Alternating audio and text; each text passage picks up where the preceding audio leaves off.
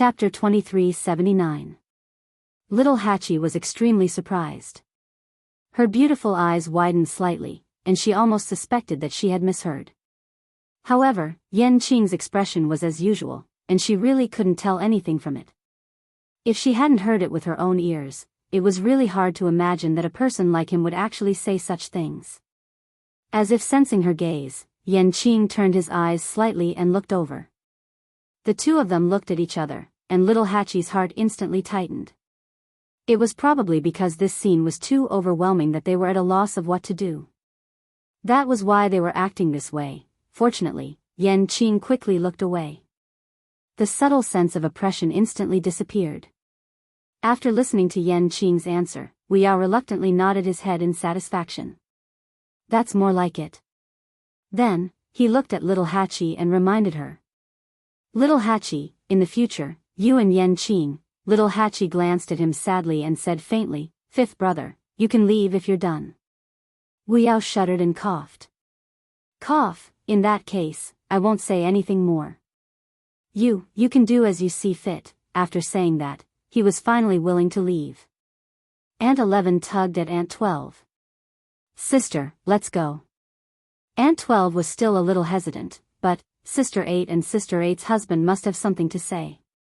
"Why are we still staying here?" Aunt 12 suddenly understood. "Whisper." Aunt 11's expression showed that she was a promising child. Little Hachi's forehead twitched violently. "You too, goodbye, Sister 8. Goodbye, Sister 8's husband." Aunt 4's eyes were sharp, and she immediately pulled them away. Only little Hachi, who was flustered in the wind, was left behind. In fact, she also wanted to disappear immediately. But things had turned out like this, and it didn't seem good to just leave like this. She lowered her head, took a deep breath, and walked toward Yan Qing. "Lady Yan Qing, that..." "I'm really sorry," little Hachi said hesitantly. She didn't dare to look at Yan Qing. "My fifth brother, 11th sister, and 12th sister have just arrived. They don't know what happened between us, so they misunderstood. Please don't take it to heart." Yan Qing nodded with an indifferent expression. "I know." Little Hachi quickly looked up and glanced at Yan Qing. Probably, maybe, Yan Qing just didn't want her to be too embarrassed, so she said that sentence. "Don't worry, I'll explain it to them later." Yan Qing's thin lips moved slightly. The words were on the tip of her tongue, but she changed them. "Yes." Seeing that Yan Qing really didn't take this matter to heart, little Hachi breathed a sigh of relief in her heart, but inexplicably felt a little disappointed. However, this feeling was quickly dispelled by her. She turned around and was about to leave. Suddenly, she thought of something and looked back at Yan Qing. "By the way, I heard something today. I wonder if you know about it?" "What is it?" "Do you know, the divine general of the left?" Yan Qing's eyes suddenly darkened. He frowned slightly and looked at little Hachi cautiously. Seeing his expression, little Hachi thought that he didn't know about it either. "You haven't heard of it either?" Yan Qing was slightly startled. Little Hachi nodded thoughtfully. "That's right. I've been here for so long, but I haven't heard of this title, let alone you." Yan Qing slowly relaxed his hand that was holding the sword. "Why do you suddenly mention this?"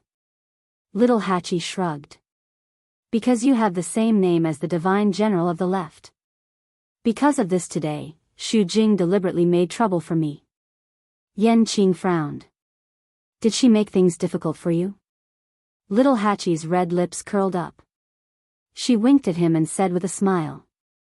"How is that possible? Do you think I'm that easy to bully? She wanted you to change your name, but I refused." Speaking of this matter, she instantly forgot all the previous awkwardness. She reached out her hand and tapped Yan Qing's shoulder gently. Then she raised her face slightly and said with a bit of pride, "I said that the divine general of the left is of noble status. He definitely won't care about such a small matter." Then, she had nothing to say. Even if the divine general of the left knows about this, he won't really make things difficult for us, right? Yan Qing lowered his eyes and looked at her. Her smile was like a flower, and her enchanting and charming eyes were filled with a little pride and excitement. Probably because she had just returned from the herb mountain, there was still a faint medicinal fragrance on her body. Mixed with her usual sweet fragrance, it was especially fragrant and intoxicating. His Adam's apple bobbed as he nodded. Yes, he won't care about this. Little Hachi raised her eyebrows slightly. I guess so. But...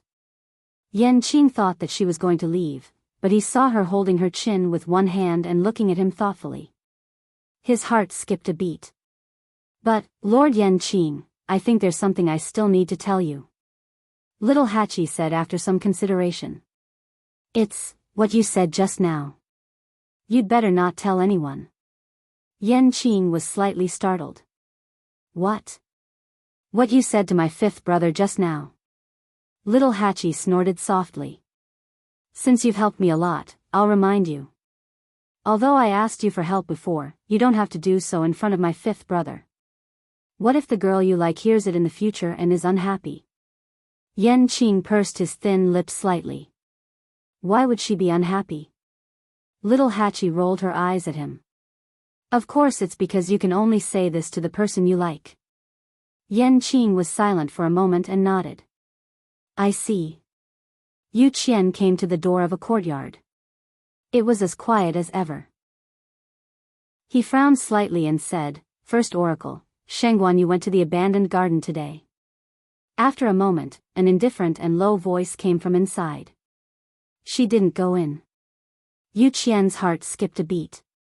Even if the first oracle didn't go out, he could still easily control the situation of the entire illusory god palace. This was something that he couldn't compare with. Everyone thought that he had almost taken over all the power of the first oracle, but that wasn't the case. The first oracle just didn't go out recently, but in fact, he had never really given up his power. Every blade of grass, every tree, every movement, was under his eyes.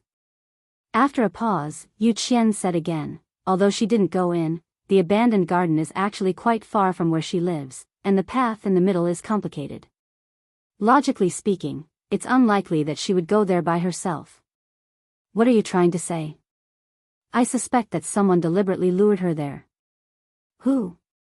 Yu Qian choked. In fact, this was just his own guess, and there was no evidence. For the time being, he couldn't say who it was. I don't know. Then go and investigate. The first oracle's voice seemed to be a bit colder. If you can find out, then report. If you can't, then shut up. Yu Qian, do you still need me to teach you the rules of the illusory god palace? Yu Qian was shocked and hurriedly said, yes. He gritted his teeth and couldn't help but speak again. Actually, I just think that there's something wrong with Shengguan Yu. First oracle, when do you plan to take the zither score? Chapter 2380. Chu Lua didn't have a bloodline totem, so how did she get in? After Yu Qian went back, he thought for a long time and felt that there was only one possibility, the Guqin score. He knew that the first two Guqin scores were in Chu Liuyue's body and had already recognized her as the master. If he wanted to take them back, letting her into the illusory god palace was the most convenient way. After all, this thing couldn't be taken by force, so he had to use other methods. Therefore, Yu Qian believed that this was the intention of the first divine envoy. But he didn't know what method he was going to use and when he was going to do it. After a while, a cold voice came out, Yu Qian, you've overstepped your boundaries. Yu Qian was shocked. I don't dare. The authority of the Guqin score lies with the divine master, not you. Even I am only temporarily in charge of this matter. Everything is according to the divine master's wishes. And you asked. Yu Qian, why don't I give you the position of the first divine envoy? Yu Qian's heart sank. He immediately lifted his clothes and knelt on the ground. Yu Qian definitely didn't mean that. First divine envoy, please understand. He lowered his head and his whole body was tense. Beads of sweat kept rolling down his forehead and his back was already soaked with cold sweat. The first divine envoy rarely said such words. It could be seen that he was really angry this time. After regaining his senses, he finally realized how stupid it was for him to have asked that question. The illusory god palace wasn't under his control. Above him was the divine master and below him was the first divine envoy. The current situation was definitely what these two wanted to see. How could he have the right to say anything?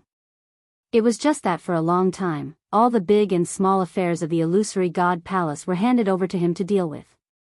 It made him hallucinate that he had the right to say such words. The people inside didn't respond. The courtyard seemed to have returned to its usual silence. However, Yu Qian didn't dare to get up and could only continue to kneel. He closed his eyes and felt annoyed and regretful. He shouldn't have asked about Chu Luiyue. The second divine envoy knelt in front of the first divine envoy. Hearing Su Li's words, Chu Luiyue withdrew his gaze from the medical book in his hands. He was somewhat surprised. Yes. I heard that he has been kneeling for an entire day since yesterday. When I came here, I saw him from afar and he hasn't gotten up yet. Su Li nodded, her expression filled with emotion. I really didn't expect that the high and mighty second messenger would have such a day. Chu Luiyue thought for a moment, then smiled. After all, he is the second divine envoy, not the first divine envoy. Although the one above didn't show his face much, his status was still higher. That's true. However, I don't know what the second divine envoy did to deserve such a punishment. Su Li rested her chin on her hand. She was puzzled. This kneel really made the second messenger lose all face. As long as the first oracle still had any reservations, he would not have done so. This only proved that the Yu Qian had really angered that person. Now, the entire illusory god palace knows about this matter, everyone is discussing it in private. Although there weren't many people here, this matter was too big and everyone was shocked. However, this news will most likely not spread outside. What a pity. Su Li sighed regretfully. Chu Luiyue couldn't help but laugh. Of course. After all, he is the second divine envoy. If the outside world knew about this matter, the Yu Qian would really lose all face. The prestige that had been accumulated over the years would also collapse in an instant. It seems that the first divine envoy just wanted to teach him a lesson. Su Li agreed. I think so too. However, I don't understand why the first divine envoy would suddenly make a move at this time. Didn't that person ignore the affairs of the world for a long time? Chu Luiyue paused for a moment. Maybe, the first divine envoy will appear soon. There was still half a year before the gate of heaven closed. The first divine envoy seemed to be gradually taking back his authority. Su Li chuckled. It's hard to say, but I feel that the relationship between the divine envoys is really not that good. Her gaze turned and fell on the medical book in Chu Luiyue's hands. Little Yu, I saw you reading this medical book the last 2 times I came. Haven't you already broken through to Supreme Doctor? Chu Luiyue smiled. Above the Supreme Doctor, there is still the medical saint. Su Li gasped and looked at her in shock. You plan to break through to the medical saint? But this should be very difficult. I heard that until now, the 8th divine envoy was the only medical saint in the entire illusory god palace. The difficulty of this can be imagined. Moreover, didn't you already enter the illusory god palace? Why did you suddenly think of this matter? Other celestial physicians wanted to break through to the medical saint in order to enter the illusory god palace, but Chu Luiyue obviously didn't need to do so. Medical saint naturally has its benefits. Chu Luiyue said. Su Li stared at her for a long time and sighed. This road would be extremely difficult, but Chu Luiyue clearly intended to continue. If it was someone else, they wouldn't think so much and would just focus on cultivation and wait for the deadline to come in half a year. But she didn't. Chu Luiyue clearly had her own considerations for doing this. Since you've already made up your mind, I won't persuade you. Speaking of which, Chu Luiyue's medical book was borrowed from Treasure Pavilion. There was only one reason why she wanted to break through to the medical saint level, Biyao. Ever since she knew Biyao's identity, her mood had been very complicated. She had long expected that Biyao was inextricably linked to the illusory god palace, but she didn't expect the truth to be so shocking. Xiao Ran's words from that day echoed in her mind from time to time. Purple gold divine armor, an earth-shattering battle. Biyao's original divine body was definitely extremely powerful. Unfortunately, in order to save her, he forcefully tempered his divine body and was forced to live in a divine body in the shape of a child. Chu Luiyue thought that perhaps, if she broke through to the medical saint level, she could find a way to help Biyao solve this problem. Unfortunately, she hadn't found a way even after flipping through many medical books. And the piece of scale that Biyao left behind didn't show any signs of movement. Chu Luiyue looked up at the door. Was Biyao afraid of the Divine Master? Chapter 2381. Yu Qian knelt outside the first god emissary's door for 3 days and 3 nights. This kneeling caused the entire illusory god palace to tremble. Privately, many people were discussing that the first god emissary was preparing to make a high-profile appearance. However, after the incident, the first god emissary still stayed in his residence and did not go out. This caused many people to be puzzled, but no one dared to go forward and ask. What a joke. The second god emissary was already punished to such an extent. If others rushed forward now, wouldn't they be looking for trouble? Thus, compared to before, the atmosphere in the illusory god palace seemed to have become more subtle. Fewer people came out to walk around. Chu Luiyue also stayed in his residence alone for a long time. Of course, it was not because she was afraid of the first god emissary. It was purely because she was busy. Previously in the Red Moon Desert, Biyao had shown her many prescriptions. There was no lack of senior doctors and even senior doctors. Although she was not clear when she was learning, she still learned many things subconsciously. This also allowed her to successfully break through to senior doctor and even senior doctor. However, Biyao did not give her any prescriptions above senior doctor. Thus, if she wanted to break through, she had to think of another way. Fortunately, she had many herbs in her hands. It was enough for her to try again and again. Suli knew that she was busy, so she did not come again. It was convenient for her to concentrate on her cultivation. On the Star Road, the Xian formation in front of Xiao Ran was almost complete. There were only a few strokes left in the middle. At this moment, his face was pale and his forehead was covered with fine beads of sweat. Even his hands were slightly trembling. It was obvious that he had reached his limit. Only his eyes were burning with an inextinguishable fighting spirit. After being trapped by this Xian formation for so many years, he finally saw hope. He would not give up. The surrounding people were also nervously holding their breaths. If Xiao Ran could also succeed, then he would be the second person after Chu Luiyue to enter the illusory god palace.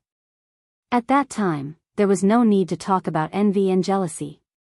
Most importantly, it would also give the other Xian masters great encouragement. If one person succeeded, it might be a coincidence. However, if 2 people succeeded, it proved that this method could be used by others. Thus, everyone was very concerned about whether Xiao Ran could succeed or not. No one noticed that at this moment, there was a person who was staring at them from behind the crowd. When Lu Feng came over, she saw such a scene. Qihan held his sword in one hand and stood beside the star path, looking ahead. He walked over and placed a hand on Qihan's shoulder. Here to see this again? These few days, Qihan would come here whenever he was free. He was already used to it. She was looking for him just now, but Qihan had disappeared without a trace. Lu Feng knew that he must be here. Qihan did not say anything. Lu Feng followed his gaze and rubbed his chin. There doesn't seem to be anything interesting here. What are you looking at? If you're really interested, why don't you give it a try? But you're not a Xian master, so I'm afraid this will be a little troublesome. Qihan suddenly said, I am. Lu Feng was dumbfounded. What did you say? Qihan glanced at him. Ever since I left Tianling, I've been learning. Lu Feng? No, that's not something you can learn just because you want to. I remember you didn't have this talent in the past. From the sound of it, it seemed to have started after Master's accident. But this was a mystic cultivator. This required talent. How could he be like a martial artist, cultivating whenever he wanted to? Chi-Han said, I only realized this at that time. Lu Feng took a deep breath and forced herself to accept reality. Then, unwilling to give up, she asked. So, what's your level now? Master Xian? And this was a way of giving face. Even for extremely talented Xian masters, it was still very difficult to break through and become a Xian King master in just a few years. Chi-Han shook his head. No. Lu Feng said, Hey. I knew it. It's fine. Don't be discouraged. Even if he isn't now, he will definitely be in the future. This is the wrong move. Chi-Han suddenly said. Lu Feng was stunned. What's wrong? He followed Chi-Han's gaze and looked over. Are you talking about Senior Xiao Ran? Isn't this going well? I heard that Senior Xiao Ran had an epiphany after watching Master finish the star path. Since Master has succeeded successfully, then Senior Xiao Ran shouldn't be too bad, right? Why couldn't he see where he went wrong? He changed it back again, Chi-Han said. The reason why he walked for so long is because a similar problem occurred before. Xiao Ran did have an epiphany, but it wasn't so simple to do it. In fact, he was able to reach this step because of the accumulation of the previous few years. If it were someone else, they probably wouldn't have been able to take it. Lu Feng stared at the Xian formation with a conflicted expression. Chi-Han, why do you seem to know so much? It's about to succeed. Just as Chi-Han finished speaking, Xiao Ran drew the last line. Buzz. A buzzing sound suddenly sounded. In an instant, a brilliant light shone. The entire star path flashed again. Xiao Ran had officially cracked the last Xian formation. The fifth divine envoy had been waiting at the side. Seeing this, he nodded slightly. Unlike Chu Luiyue, Xiao Ran had some experience in the illusory god palace. It was only because he was trapped in this last Xian formation for many years that he couldn't enter the illusory god palace. Now that he had succeeded, many people were happy to see him succeed. Although he used more time than Chu Luiyue, he still succeeded. Xiao Ran, congratulations. Ruan Jianfeng's expression became much gentler. Xiao Ran laughed. Thank you, fifth divine envoy. Ruan Jianfeng took a step back. Xiao Ran patted his clothes and let out a long sigh of relief. He stared at the door. He had thought about this day for too long, but it didn't come true. In the end, he didn't even know what he was persevering for. He had thought that if he didn't succeed this time, perhaps he would quietly fall one day. He didn't expect, I have to go in and thank little you, Xiao Ran sighed. Ruan Jianfeng was a little unhappy when he heard this, but he didn't say anything. After all, Chu Luiyue was currently in the illusory god palace. Xiao Ran stretched out his hand and placed it on the door. Then, he pushed hard. Unlike Chu Luiyue, he pushed open the door without any resistance. At this moment, countless pairs of eyes fell on him. Lu Feng turned his neck stiffly and looked at Chi-Han. King really know. Seeing Xiao Ran's figure walk into the illusory god palace, the door closed again. Chi-Han turned and left. Lu Feng was stunned. Hey, where are you going? You haven't answered my question. Chi-Han didn't even turn his head and casually left a sentence. Walk the star path. Chapter 2382. Lu Feng was dumbfounded. What did you say? Star path? Him? Now? Chi-Han ignored him and walked toward the heavenly gate. If he wanted to walk the star path, he had to start from the beginning. Lu Feng hurriedly followed. Hey, no, wait a minute. Are you really going to walk the star path? What was Chi-Han thinking? Did he see that Master and Xiao Ran both succeeded, so he wanted to give it a try? If it was before, Lu Feng might not have taken this matter to heart. But after what happened just now, he vaguely realized that Chi-Han seemed to be much more powerful than he expected. Moreover, Chi-Han was not the kind to joke about such things. Lu Feng caught up with Chi-Han and asked as they walked. Chi-Han, how confident are you? Why do you seem to be more familiar with Senior Xiao Ran's Xian formation than he is? Hey, say something. Did you secretly cultivate behind my back? When Chi-Han heard this, he finally opened his mouth. Do I need to cultivate behind your back? Lu Feng was speechless. That seemed to be the case. But why did he feel that something was wrong?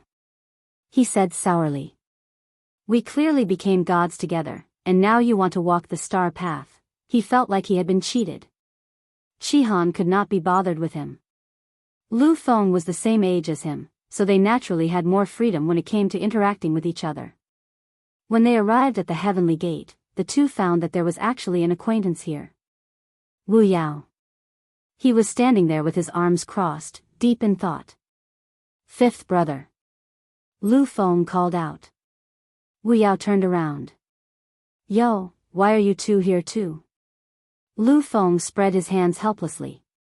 Chi-Han said he wants to walk the star path. Wu Yao looked at Chi-Han in surprise and then nodded. All right, just be careful. Chi-Han, yes. Lu Feng? What's going on with you two?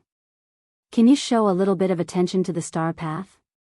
Fifth brother, you didn't come here for the star path, did you? Lu Feng asked weakly. Wu Yao shook his head.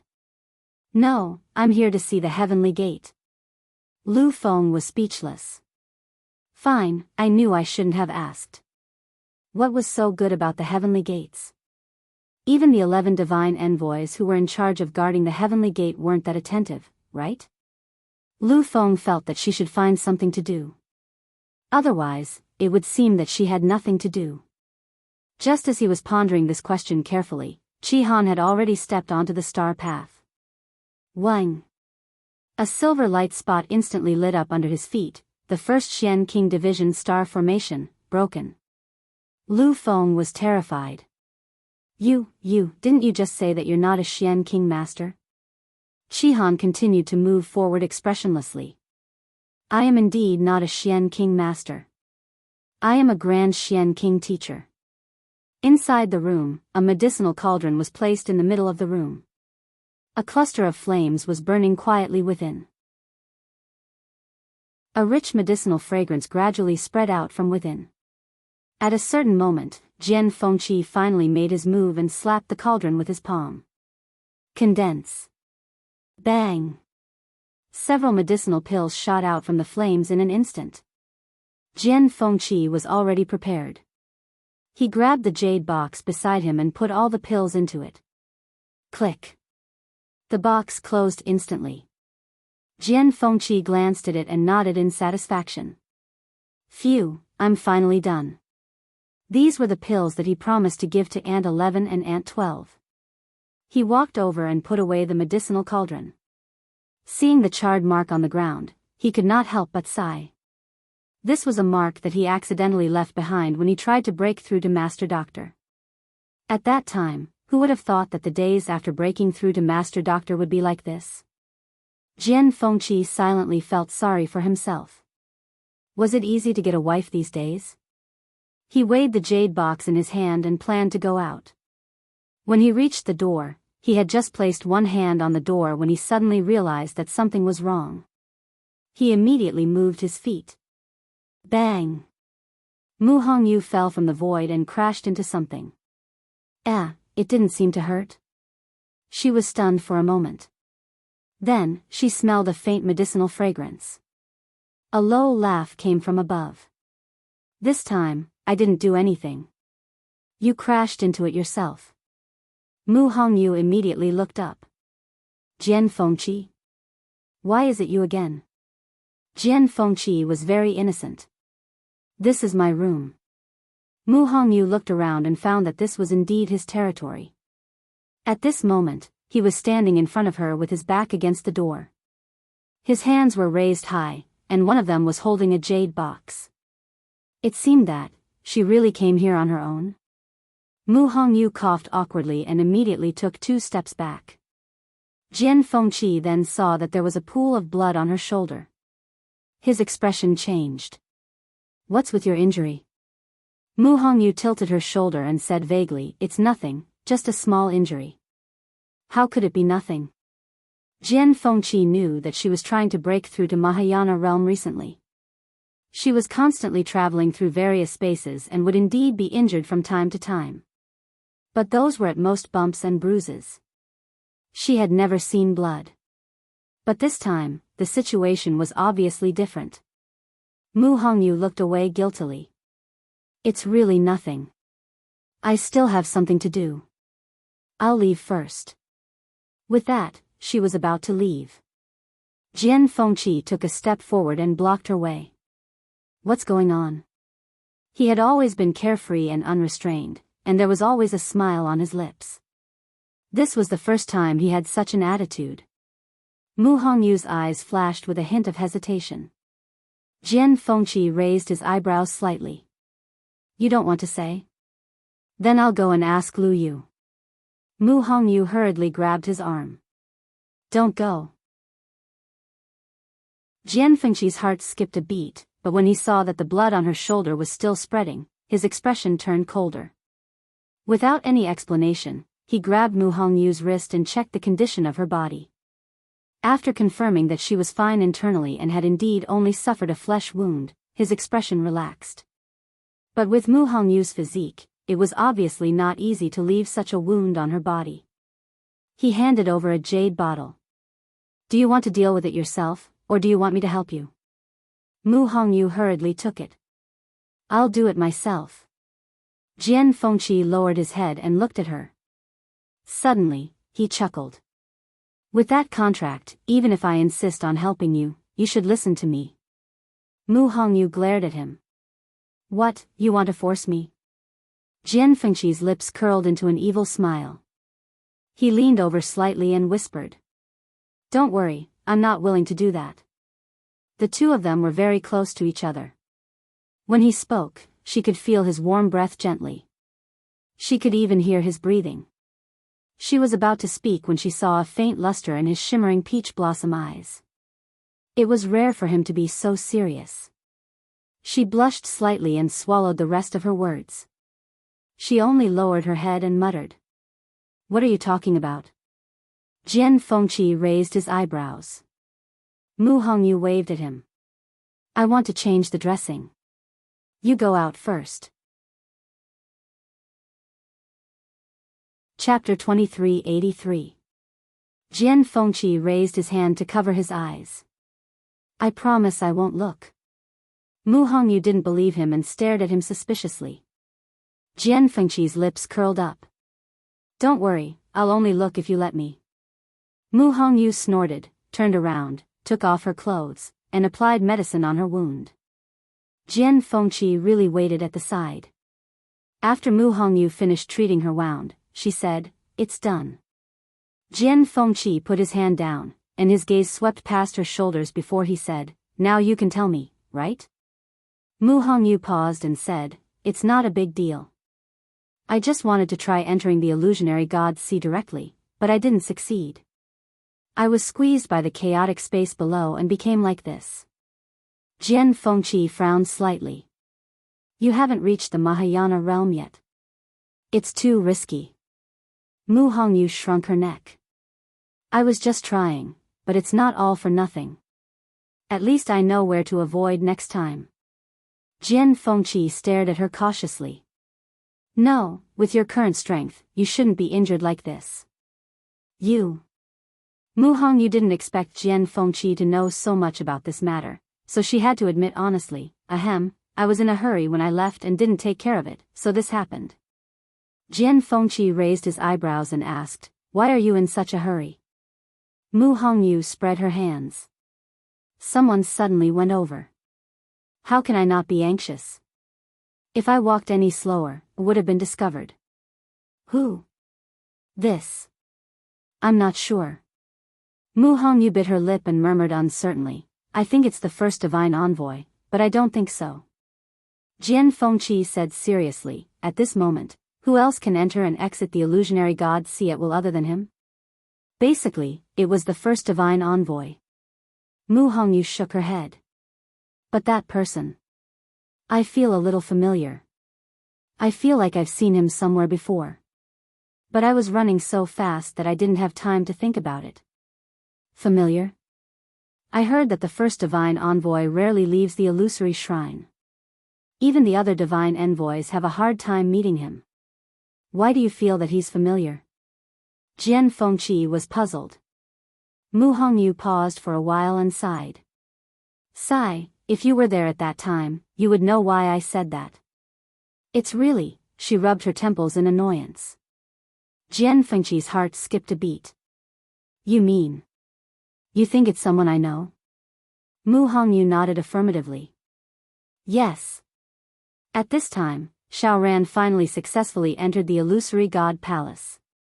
He specifically asked Wan Jianfeng where Chu Luiyue lived and headed there.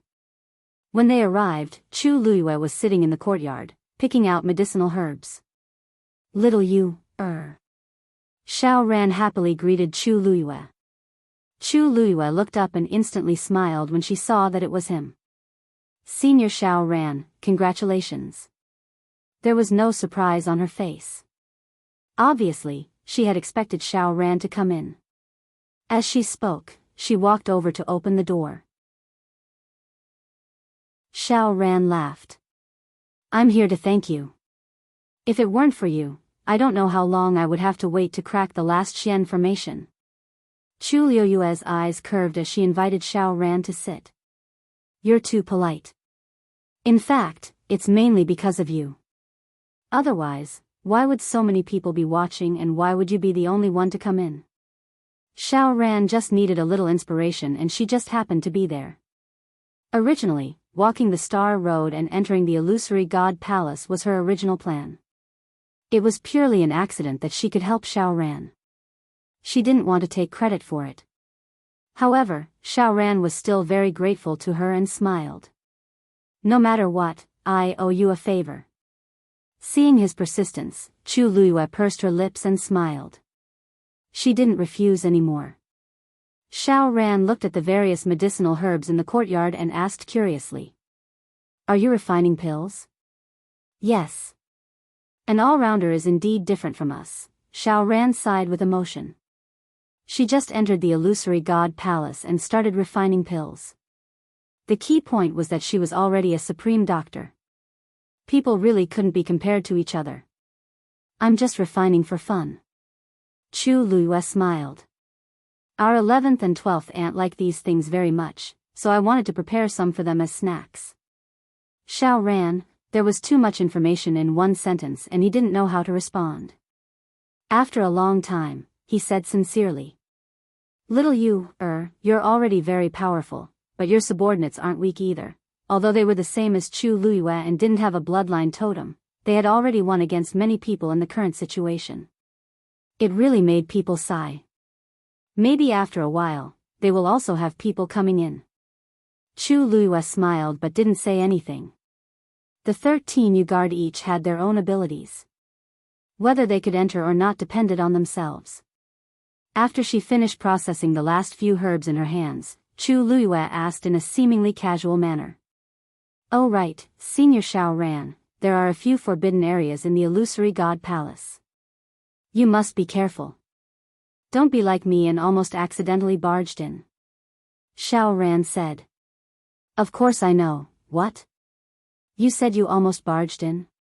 Where are you talking about? Halfway through, he suddenly regained his senses and hurriedly asked. Chu Liuyue's eyes flashed and said with a smile. Don't worry, I'm fine. Before I entered, I was stopped by the second divine emissary. Fortunately, the second divine emissary was magnanimous and didn't punish me. Xiaoran heard this and heaved a sigh of relief. That's good, that's good. The forbidden areas of the illusory god palace are not to be entered. The second divine emissary probably didn't pursue the matter because you just entered the illusory god palace. However, the forbidden areas of the illusory god palace are extremely difficult to approach. Logically speaking, it's not easy to enter. Where did you go? Chu Luiyue gently smiled and said. I also don't know where it is. I just stood outside the wall and saw a peach blossom fly out. Xiaoran was startled and suddenly stood up. He looked at her in disbelief. Abandoned garden. You actually went there. It was the first time Chu Luiyue saw such a big reaction from Xiaoran. He couldn't help but pause and slowly asked. Abandoned garden? Where is that? Chapter 2384. Xiaoran's expression was extremely complicated. After a long while, he said, That's the Emperor's territory. No one has come close for 10,000 years. Don't go there again. The Emperor? Chu Luiyue was stunned. Isn't this the illusory god palace? Logically speaking, everything here should be under the control of the Divine Master. Yes, but after the great battle 10,000 years ago, the Emperor personally took over the abandoned garden. I heard that even the divine envoys don't dare to enter rashly. Even the first divine envoy is among them. Even the Divine Master has to show some respect to the Emperor. If he wants to occupy a place and not allow anyone to enter, it's naturally not difficult. But, this matter itself is a little strange. Chu Luiyue narrowed his eyes. Didn't you say that the Emperor didn't interfere in the battle back then? Why? Xiaoran shook his head. I'm not very clear about the secret behind this. But for this kind of thing, the less you know, the better. Little you, listen to my advice. Don't go there again, and don't ask about anything related to it. It's not something they can know. Chu Luiyue wanted to say something but stopped. Seeing Xiaoran's determined expression, he nodded. Thank you for your reminder, Senior Xiaoran. Silence reigned in the hall. Suddenly, the void vibrated, and a figure walked out. It was Rongxiu. He came to the table and knocked 3 times. Umo, who had been guarding outside the door, heard the sound and heaved a sigh of relief. Master is finally back. He turned around and pushed the door open. Master. Umo bowed respectfully. Master, Qihan has gone to the star path. I know. Rongxiu said and flicked his wrist. Swoosh. The Pantheon record flew out and unfolded in front of him instantly. Countless names were listed on it. However, among them, there were a few names that were particularly eye-catching. Rongxiu's gaze swept past those names and finally landed on a place that had been burned. There seemed to be a name there, but it was covered by the flames and couldn't be seen clearly. However, compared to the last time, this name had clearly moved forward a lot. A layer of faint golden light flickered. Rongxiu frowned. Umo asked cautiously. Master, there is only half a year left before the gate of heaven closes. You, keep waiting. Yes. A month passed in the blink of an eye. Bang!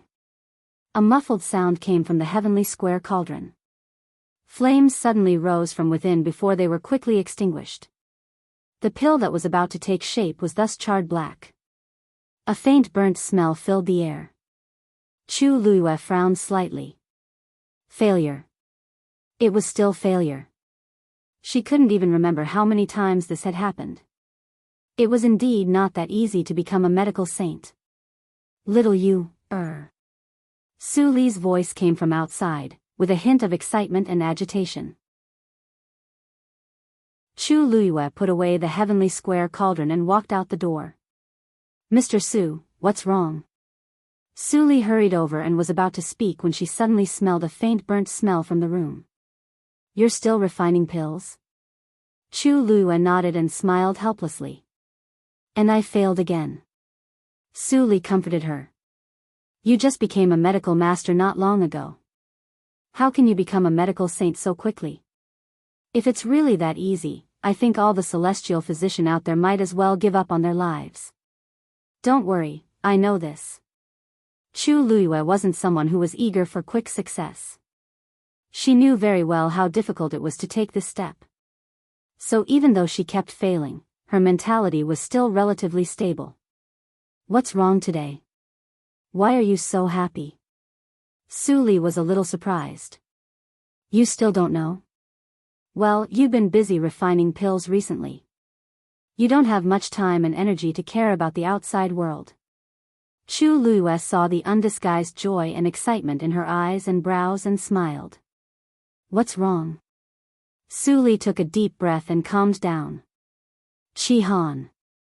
Qi Han is walking on the star path. Chu Luiyue was stunned. She really didn't know about this.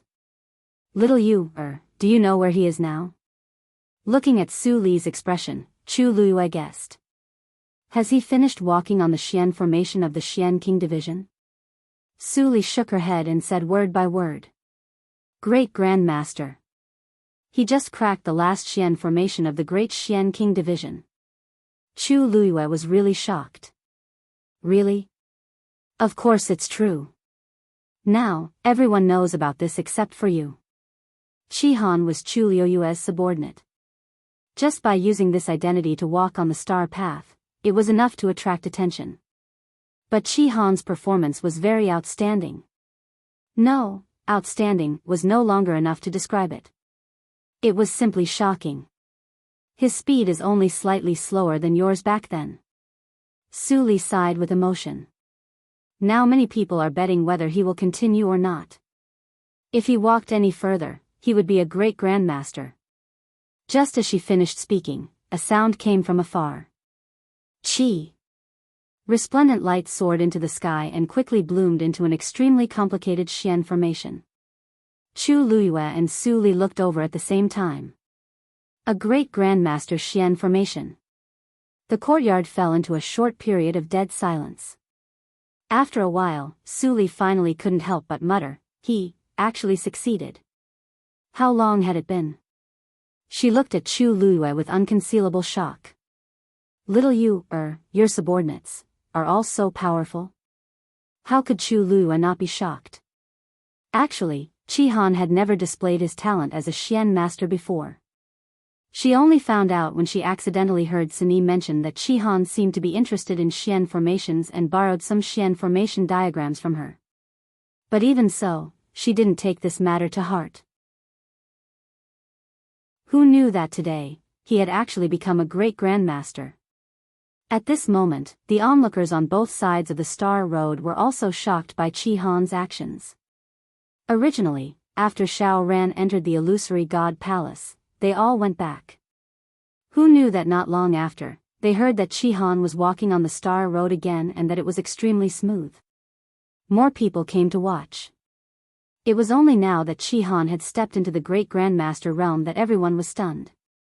Lu Feng stood at the side and looked at the Xian formation above Qi Han's head. The corner of his mouth twitched.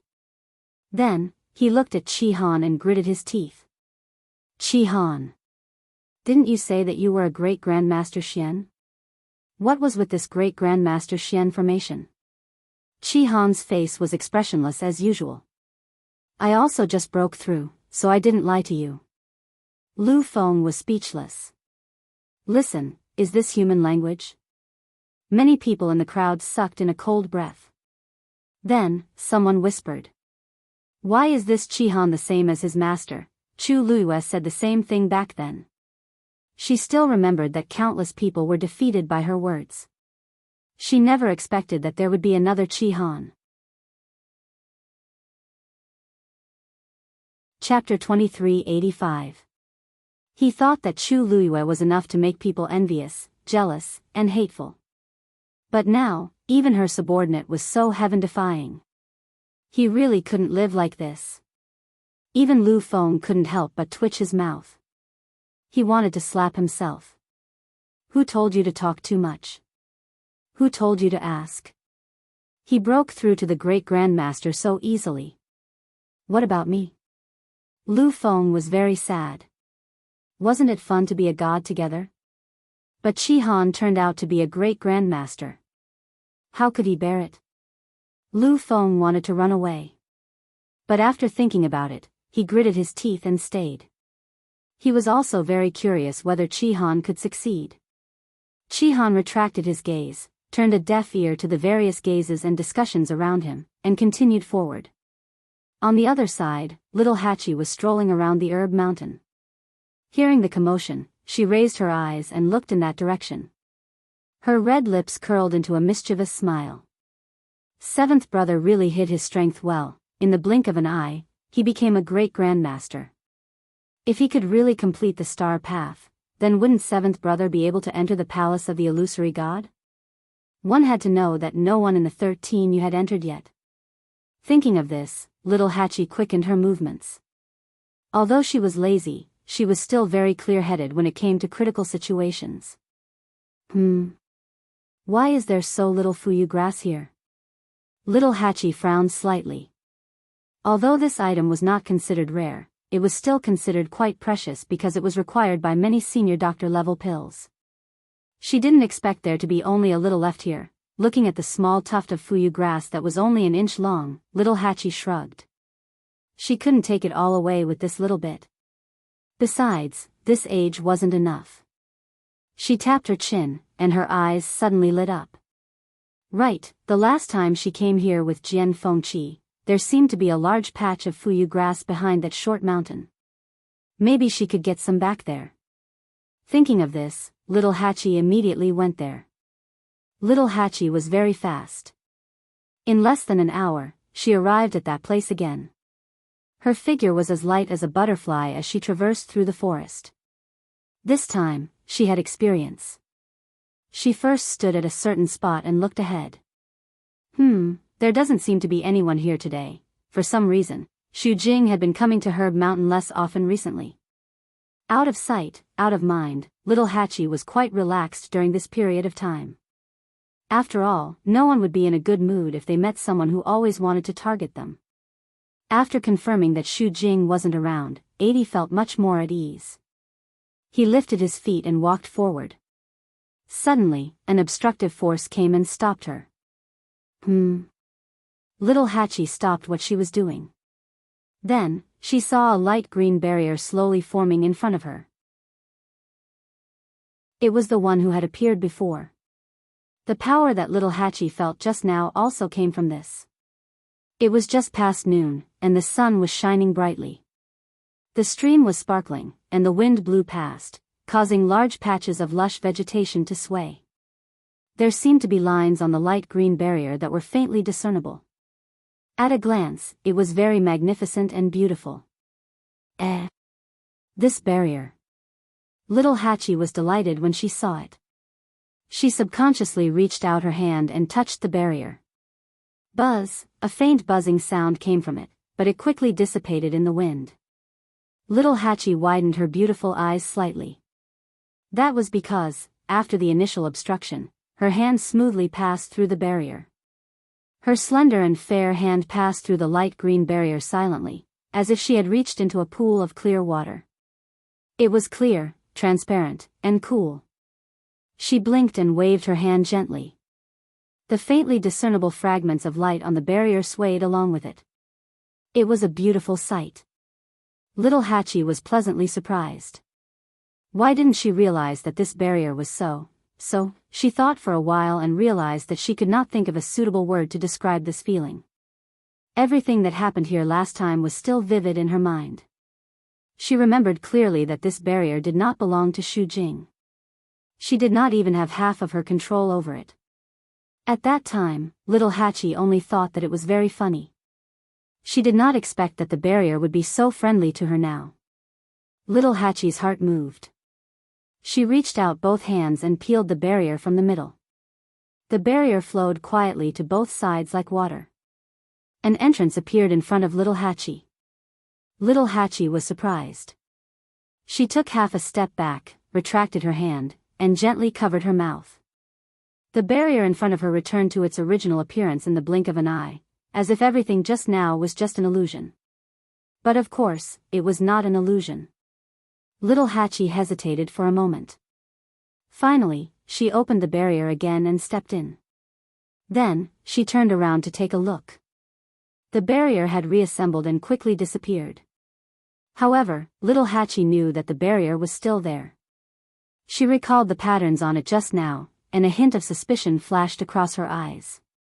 That pattern looked somewhat familiar, she thought for a moment and suppressed her thoughts for the time being. She went to the stream and found the lush fuyu grass. She picked some and put it away before turning to leave. When little Hachi returned to the courtyard, she saw Tsun-yi. He stood in the courtyard with one hand behind his back. He was looking in the direction of the star path with a distant gaze. He seemed to be looking at Chi-han. Big brother. Tsun-yi turned around when he heard the voice. Little Hachi walked over and stood beside him. She followed his gaze and looked in that direction. Big brother, you can't see anything from here. If you're really concerned about seventh brother's situation, wouldn't it be better to go to the star path directly? Tsun-yi said indifferently. There's no need. Little Hachi thought for a moment and asked tentatively. Big brother, you mean, you're certain that seventh brother will succeed? Tsun-yi didn't say anything, but his meaning was obvious. Little Hachi was instantly disappointed. Then won't I be the first to enter the illusory god palace with master? Big brother's predictions are godly. He has never been wrong. If he thinks that Chi-han can do it, then there is definitely no other possibility. Tsun-yi glanced at her. If you want to go in, you need to break through to the medical sage first. That day is still far away. Little Hachi's face fell. Big brother, there are some things that you don't have to be so direct. Right. Big brother, have you been to Herb Mountain before? Tsun-yi's eyes flickered. What's wrong? Nothing. I just saw a barrier at Herb Mountain today. The patterns on the barrier feel a little familiar. As little Hachi spoke, she quickly glanced at Tsun-yi, wanting to see something from his face. She actually didn't finish her sentence. That was because she didn't just feel familiar with the patterns on the spirit formation. To be precise, she had seen the exact same patterns at Big Brother's place before. Chapter 2386. Unfortunately, Tsun-yi was extremely shrewd and did not show his emotions on his face. Little Hachi's fighting strength was basically zero in front of him, so he could not see anything. So? Tsun-yi asked indifferently. His expression was too open and straightforward, so little Hachi became the one who was confused by the question. Nothing. I just said it casually. Cough. Little Hachi almost bit her own tongue as she felt vexed. What was she thinking? Why did she think that the barrier had something to do with Big Brother? She might as well think about how she sensed the existence of the barrier. Tsun-yi retracted his gaze. Just as little 8 was about to leave, he suddenly thought of something and leaned over to ask softly. She leaned over and whispered, Big brother, it shouldn't be difficult for you to enter the palace of the illusory god, right? If the 13 you guards had to choose the most powerful and qualified person to enter the palace of the illusory god, little Hachi would choose Tsun-yi without hesitation. It was not just her. The rest of the 13 you guards basically had the same thought. But for some reason, Tsun-yi had not done anything until now. In fact, he did not even go out many times. It was really strange. Tsun-yi narrowed his eyes slightly. What's the rush? What was meant to come would come. After entering the area of the Great Grandmaster Xian formation, Chi-han's speed clearly slowed down. Of course, this was compared to Chu Luyue. Considering that he had just broken through to the Great Grandmaster realm, this was already very heaven-defying. After all, he did not stop at all and kept walking forward. Those Xian formations that had once stumped countless Xian masters seemed to have become simple and easy in front of him. Jin Yunlai stood on the stairs and looked at the star path. His brows were slightly furrowed as if they were covered in a thin layer of frost. It was obvious that his current mood was definitely not good. There was already Chu Luyue in front of him, but now there was another Chi-han. Jin Yunlai knew this star path too well.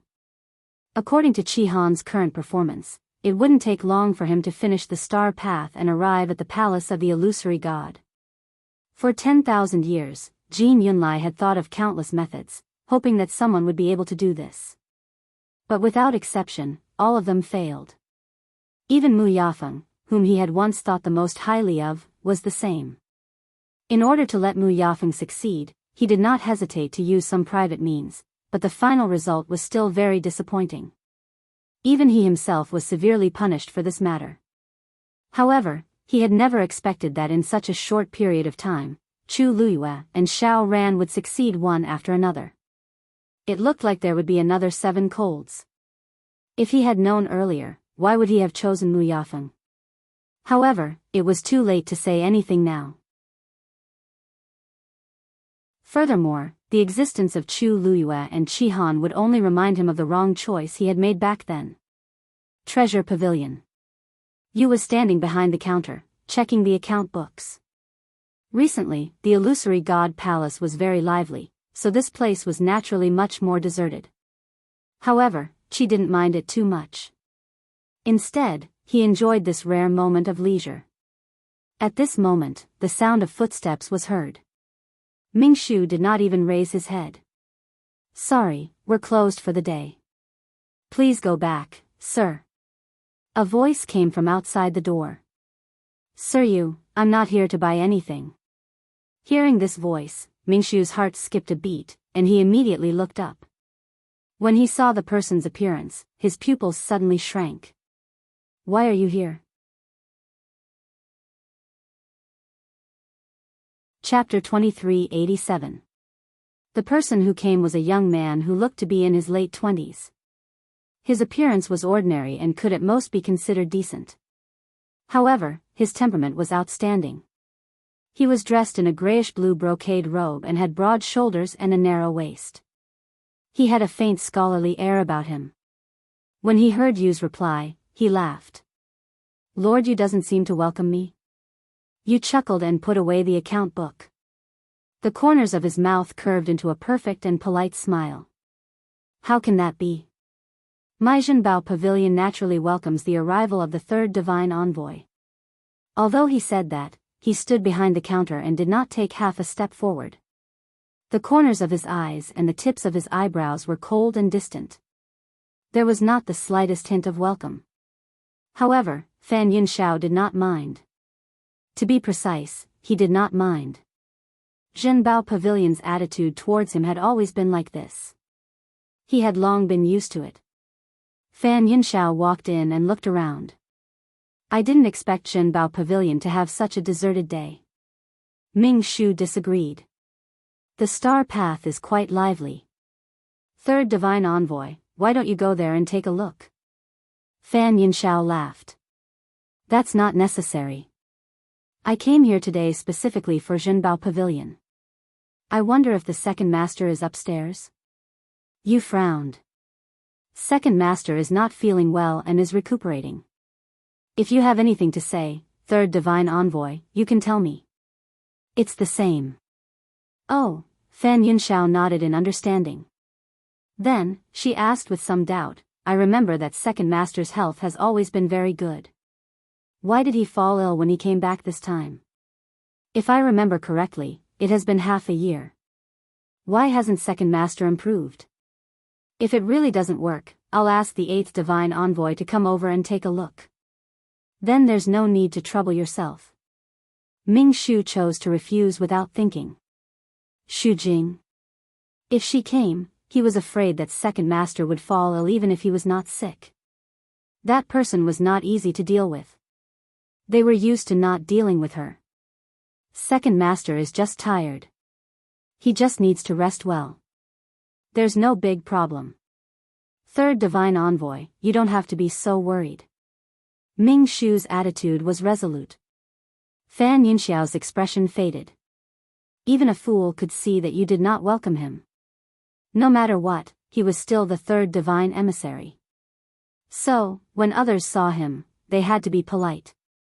However, every time he came to the treasure pavilion, he was given the cold shoulder. Since Zhao had such an attitude, Fan Yunxiao could not be bothered to waste her breath. "I'm here to borrow something."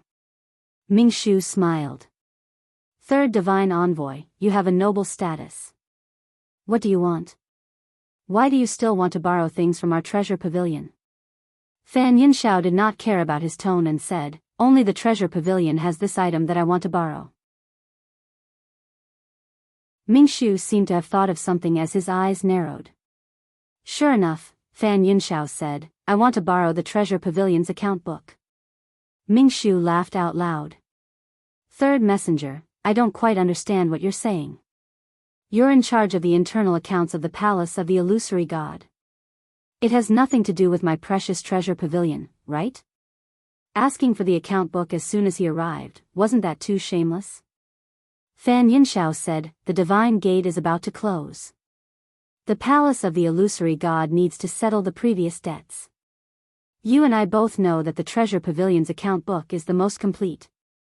That's why I'm here. Lord Yu, don't tell me you don't want to borrow it. How can that be? Yu laughed and patted the account book under him. I don't dare to not give it to the third divine envoy. However, I can't make the decision on such a big matter. I have to go up and ask the second master for his opinion. Lord Yu, please. I'll wait here. Yu glanced at him and turned to go upstairs. Fan Yinxiao had one hand behind her back. Her expression was calm and composed, as if she was certain that the other party would definitely give her the account book. You want the account book? Yen Gu did not even turn his head. No, no. What a joke. At this point, who still wanted to have anything to do with them? A burden. Tell him that he doesn't have to come and ask for it in the future. If he insists, tell him to ask the first master for it. Yu came down contentedly and conveyed Yan Ji's words to Fan Yinxiao without missing a word. Third divine envoy, you see, I have no choice, right? The second master has given an order. How can we dare to disobey? You should go back now. Fan Yinxiao's expression was gloomy. However, the other party had directly mentioned the first master. He did not dare to make a fuss. After the negotiation failed, Fan Yinxiao finally left with a belly full of anger. Ming Shu snorted and went to close the door. At this moment, footsteps came from upstairs. It was Yen Gu who came downstairs for the first time. Yu hurriedly said, Second Master, why did you come down? Yen Gu waved his hand. Now that Madame is in the palace of the illusory god and all her attention should be on the star path, it's no big deal for me to come down for a walk. He was really bored to death during this period of time. Ming Shu heaved a sigh of relief. That's true. However, I really didn't expect the third divine envoy to come and ask for the account book. Yen Gu snorted. He just wants to see what kind of trump cards the cultivators in the illusory god palace have. This way, when the heavenly gate closes, the palace of the illusory god will have a rough idea of who can truly ascend to the heavens and become a god. This way, they can prepare early. In short, they just want to control everything in their own hands. Divine artifacts, pills, Xian formation diagrams, every account book in Jinbao Pavilion could clearly show all of this.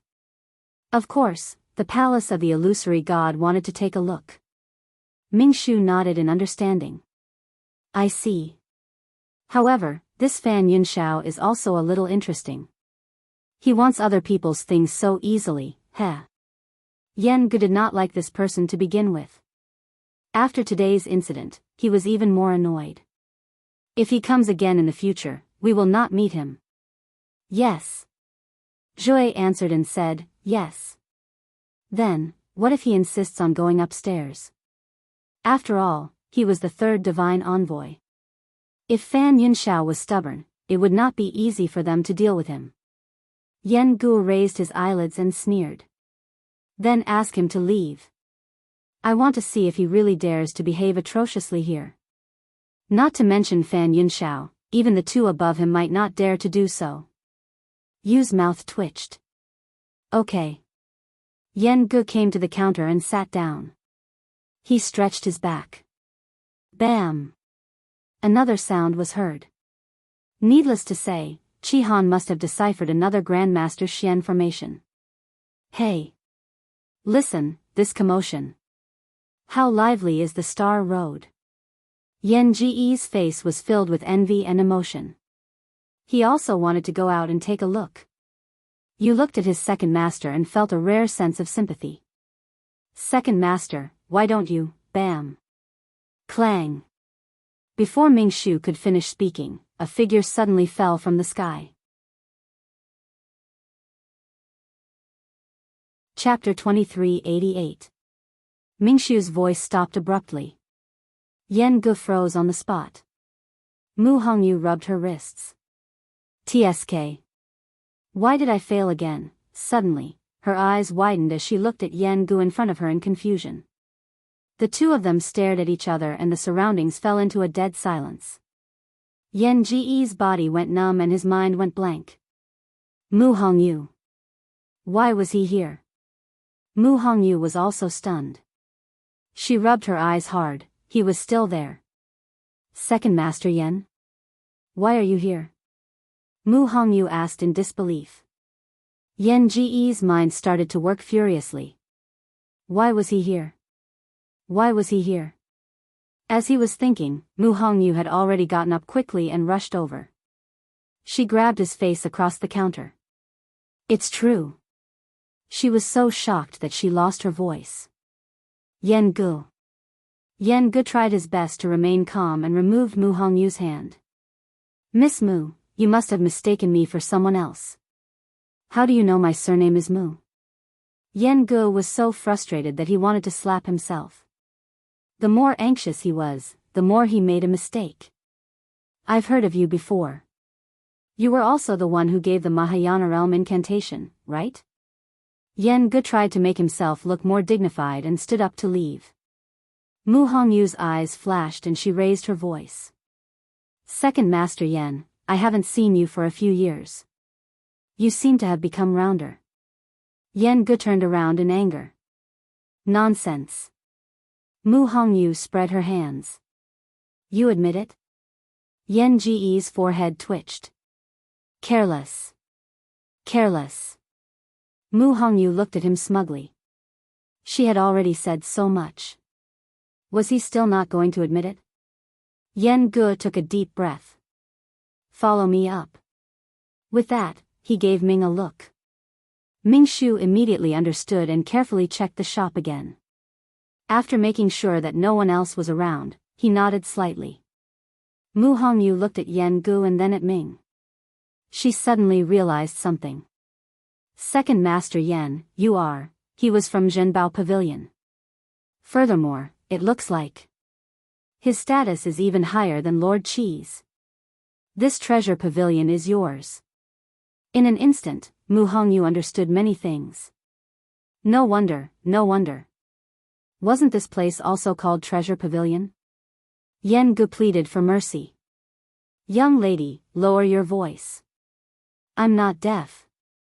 Originally, he just wanted to go downstairs to get some fresh air.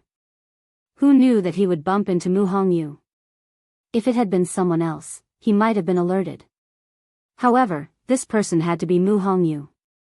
She was already in the minor realization realm and was not far from the Mahayana realm, so it was extremely easy for her to come here without anyone noticing. In the end, Yan Gu was caught off guard today. Yan Gu was very regretful. If he had stayed in his room, then everything would have been fine. Previously, in order to prevent being discovered by Chu Luyue, he had even set up several layers of defense around the room. Ordinary people would not be able to enter. In the end, he managed to guard against Chu Luyue, but not against Mu Hongyu. Mu Hongyu immediately raised a finger. Alright, but you have to tell me everything clearly.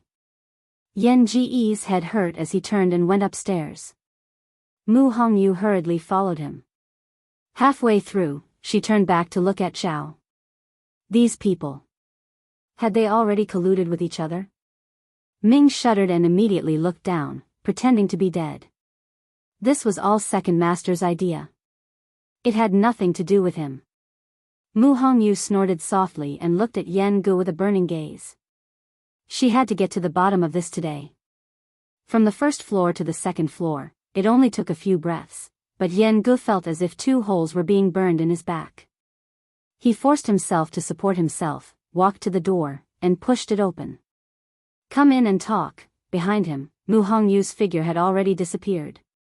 He was shocked when he heard a voice behind him. "Second Master Yen, I'm here." Mu Hongyu had already entered the room and found herself a seat. She patted the chair in front of her. "Come, sit down and talk." Yen Gu, why did he feel as if he was about to be trampled on? Yen Gu resigned himself to fate and closed the door. He moved with difficulty and slowly walked to Mu Hongyu. The 2 of them looked at each other for a moment. "Second Master of Zhenbao Pavilion, is you? You were also the one who used all sorts of excuses to refuse to meet Lu Yu? You were also the one who gave us the mythical flame diagram and the Mahayana technique? Second Master Yen, say something." Yen Gu took a deep breath and nodded stiffly. Mu Hongyu stared at him fixedly. From country Yaochen to the illusory god palace, obviously, all of this had been arranged long ago. Yen Gu put his palms together. "Little miss, it's not impossible for me to tell you, but you have to promise me that you'll keep it a secret." Mu Hongyu raised her eyebrows. "Keep it a secret? This isn't something shameful. Why do I have to keep it a secret?" Yen Gu was speechless. "I'm forced by life, Mu Hongyu thought for a while and said, Then tell me first, what's going on? Did you target Lu Yu long ago?" Other than this, she really couldn't think of any other reason. Yen Gu sighed. "It's a long story." Zhao stayed downstairs and kept watch. From time to time, he would look up, feeling a little worried. It had been so long. Why hadn't they come down yet? Could it be that the second master couldn't handle it and gave up everything? Then, what about the first master? Chapter 2389. That's basically it. After Yen Gu finished speaking, the room finally quieted down. Mu Hongyu was in a daze. Yen Gu waited for a while. Seeing that she did not move, he waved his hand in front of her eyes. "Hongyu? Hongyu?" Mu Hongyu came back to her senses and looked at him with a complicated expression. "So, you already knew that Lu Yu had the Guqin score, so you went to Yaochen early on?" Yen Gu nodded. "Yes. But later on, I realized that the Guqin score had already recognized her as its owner, so I came back." There was nothing wrong with this explanation. It was just that Yen Gu omitted the most important one. He really did not dare to say it. Moreover, he was only following his master's instructions. As for the specific reason, only his master knew. He could not say it even if he wanted to. Mu Hongyu was deep in thought. She had heard about the Guqin score long ago. She could not find any fault with Yen Ge's explanation. But, if it's just for the Guqin score, second Master Yen, you seem to be taking too much care of Lu Yu, right? Yen Ge's expression immediately turned serious. That's a must. The Guqin score belongs to the palace of the illusory god and is very important. Since she's the owner of the Guqin score, we should do the same. Mu Hongyu asked in return. Since it belongs to the palace of the illusory god, why is Zhenbao Pavilion so concerned about it? Yen Gu coughed. Zhenbao Pavilion and the palace of the illusory god are inextricably linked. We also hope that the Guqin score can return to the palace of the illusory god smoothly. In that case, won't the palace of the illusory god want to snatch Lu Yu's Guqin score? Sigh, that's not the case. Don't you see that the palace of the illusory god is very polite to her now? As long as she's in the palace of the illusory god, doesn't that mean that the Guqin score is also there? Mu Hongyu thought about it and felt that it made sense, but she also felt that something was not quite right. Yen Gu said, I've said everything that needs to be said. Now, you should be satisfied, right? Mu Hongyu took a deep breath and tried her best to calm the waves in her heart. After a while, she said, I understand. After saying that, he got up and was about to leave. Yen Gu hurriedly said, Hey, you promised me that you would keep it a secret. Mu Hongyu frowned. Actually, it doesn't matter even if Lu Yu finds out about this. She's not a petty person. Second Master Yan, what are you worried about? Yan Gu sighed helplessly. I know that. In fact, I've been looking for an opportunity to talk to her, but I haven't found the right time, so it's been delayed until now. Therefore, I would like you to keep this a secret for the time being. I will find an opportunity to apologize to her personally. Mu Hongyu thought for a long time before she finally agreed. It's a deal. After saying that, Mu Hongyu's figure quickly disappeared from the room. Yan Gu heaved a long sigh of relief. Looking at the empty room, he could not help but mutter, looks like I'm really close to breaking through to the Mahayana realm. After leaving the treasure pavilion, Mu Hongyu went back to her own place. At this moment, another silver light flew up and slowly bloomed in the air. She looked up. Qi Han had actually broken through another Grandmaster Xian formation. At this speed, he should be able to enter the palace of the illusory god soon, right? At this thought, Mu Hongyu's eyes turned slightly and looked at the palace of the illusory god. At this moment, Lu Yu should also be paying attention to Qi Han's situation. It would be better for her to look for her later. Besides, she seemed to have touched the threshold of the Mahayana realm.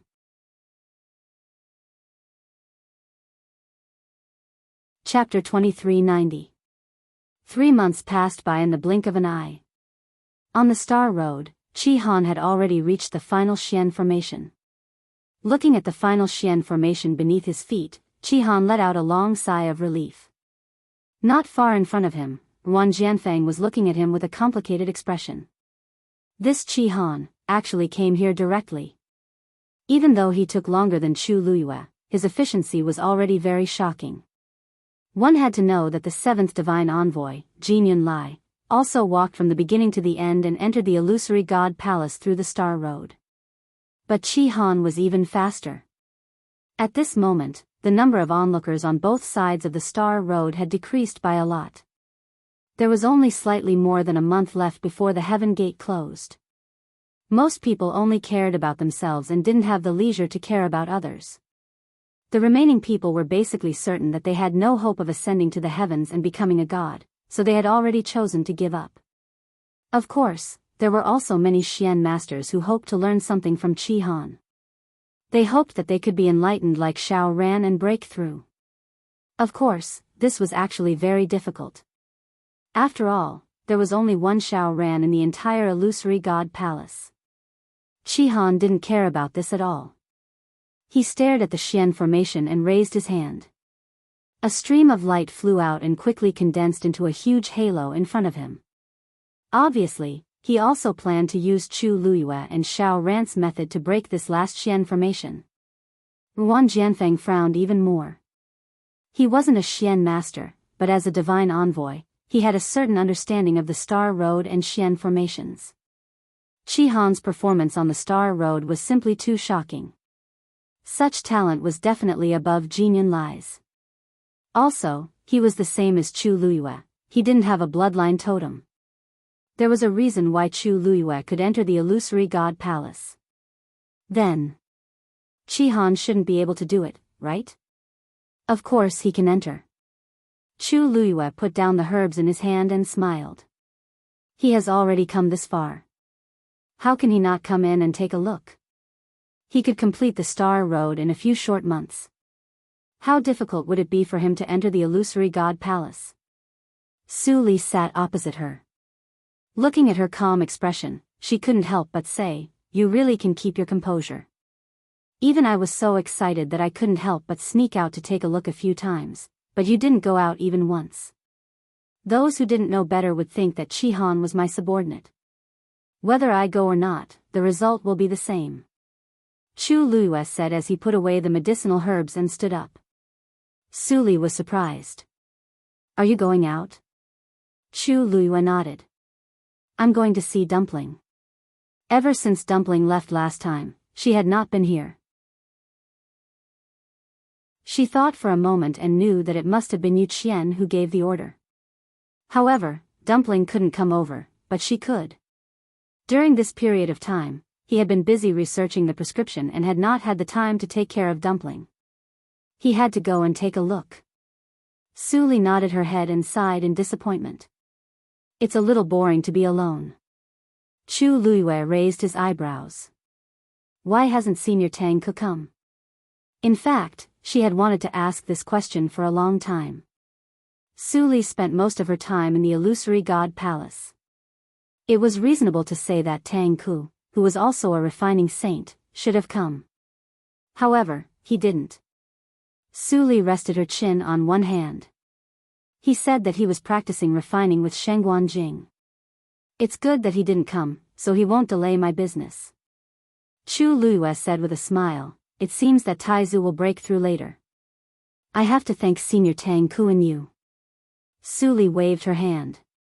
Thank me for what? Chu Luiyue smiled deeply and didn't say anything. Suli reacted quickly and blushed slightly. Little you, don't talk nonsense. I didn't say anything just now.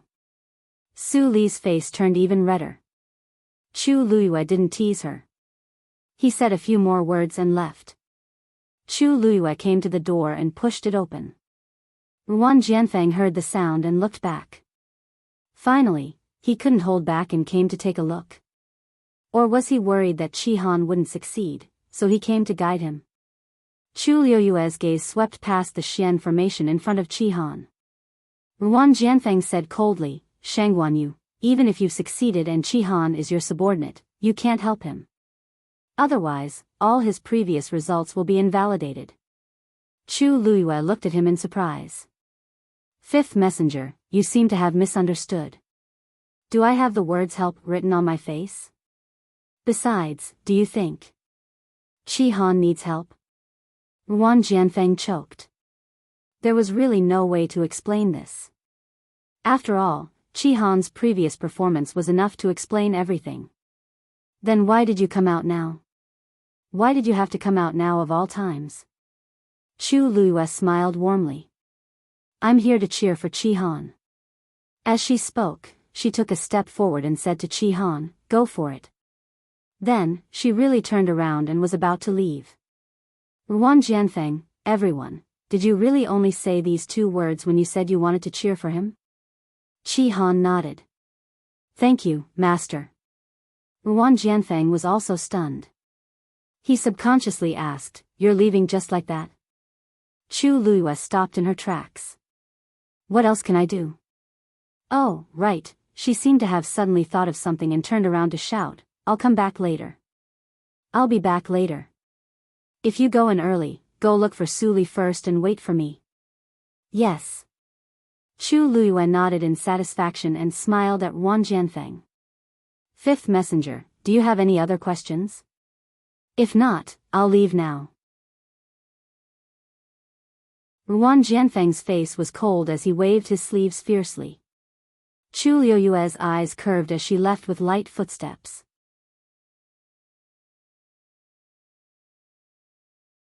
Chapter 2391. Chu Luiyue walked straight and arrived at Fengming Mountain. As soon as she stepped through the barrier, she was shocked. Because not far away on Fengming Mountain, there were actually several balls of flames burning. Those scarlet gold flames seemed to have surged out from the rocks of the mountain. They were incomparably hot and jumping about in joy. Even the nearby space gradually became distorted under the roasting of the flames. On the top of the mountain, Dumpling was sitting cross-legged with her eyes closed. The vast and astonishing energy of heaven and earth was crazily surging into her body. Even the current Chu Luiyue could faintly feel a trace of danger from the pressure on Dumpling's body. No wonder Dumpling had not made any movements recently. It turned out that she was concentrating on her cultivation. The purest bloodline was indeed extraordinary. In just a few short months, Dumpling's strength had already increased at a terrifying rate. In front of Dumpling, the 2 Tian baby had already grown 6 leaves. At this moment, the green leaves were moving with the wind. As they continued to devour the surrounding energy, they urged a portion of the energy to rush into Dumpling's body at an even faster speed. Chu Luiyue watched intently. Dumpling and this 2 Tian baby, in a sense, could be considered to have achieved each other, seeing that Dumpling was at the critical moment of her cultivation, Chu Luiyue did not step forward. She only stood where she was and waited quietly. Not long after, Dumpling swallowed the last bit of energy. The totem between her brows flashed quickly. Then, she slowly opened her eyes. Who? Ah, you. Seeing that familiar figure, Dumpling was overjoyed. She quickly got up and ran over. Only then did Chu Luiyue step forward and carry Dumpling up. It was soft and sweet, snow-white and cute. Dumpling's two small arms tightly wrapped around her neck. Ah, you. I missed you so much. Why did you come so late? Woo, Chu Luiyue kissed her on the cheek. Aren't I here now? Dumpling was obedient. Dumpling huffed angrily. Originally, I wanted to look for you, but that oracle didn't let me go. Chu Luiyue had already guessed that this was Yu Qian's intention. It doesn't matter. Let's ignore him. Let me see if Dumpling has become much more powerful after not seeing her for a while. When Dumpling heard the praise, she immediately threw all the unhappy things to the back of her mind and revealed a smile that was waiting for the praise. Of course. I'm about to open my 8th meridian. Chu Luiyue was secretly amazed. Fengming Mountain was indeed powerful. Dumpling had only been here for a short period of time, and she was already about to open her 8th meridian. Of course, this also had something to do with Dumpling's bloodline talent. If it was any other crimson gold heavenly phoenix, they would definitely not be able to compare to Dumpling after staying here for a while. By the way, have you seen the first oracle in the palace of the illusory god? Dumpling's question stunned Chu Luiyue. No. Why are you asking this? Dumpling pouted, rolled her eyes, and said, nothing, I just feel that this first oracle should be more powerful than the second oracle, right? Chu Luiyue smiled and nodded. Of course. If only the first oracle could beat him up. Dumpling said angrily. Chu Luiyue gently scratched her nose. You guessed it right. Some time ago, the second oracle knelt in front of the first oracle's door for 3 days. Dumpling's eyes widened. Really? Why? No one knows the reason, but the punishment was indeed given. And since then, the second oracle has stopped a lot. Anyway, she hadn't seen him for a while.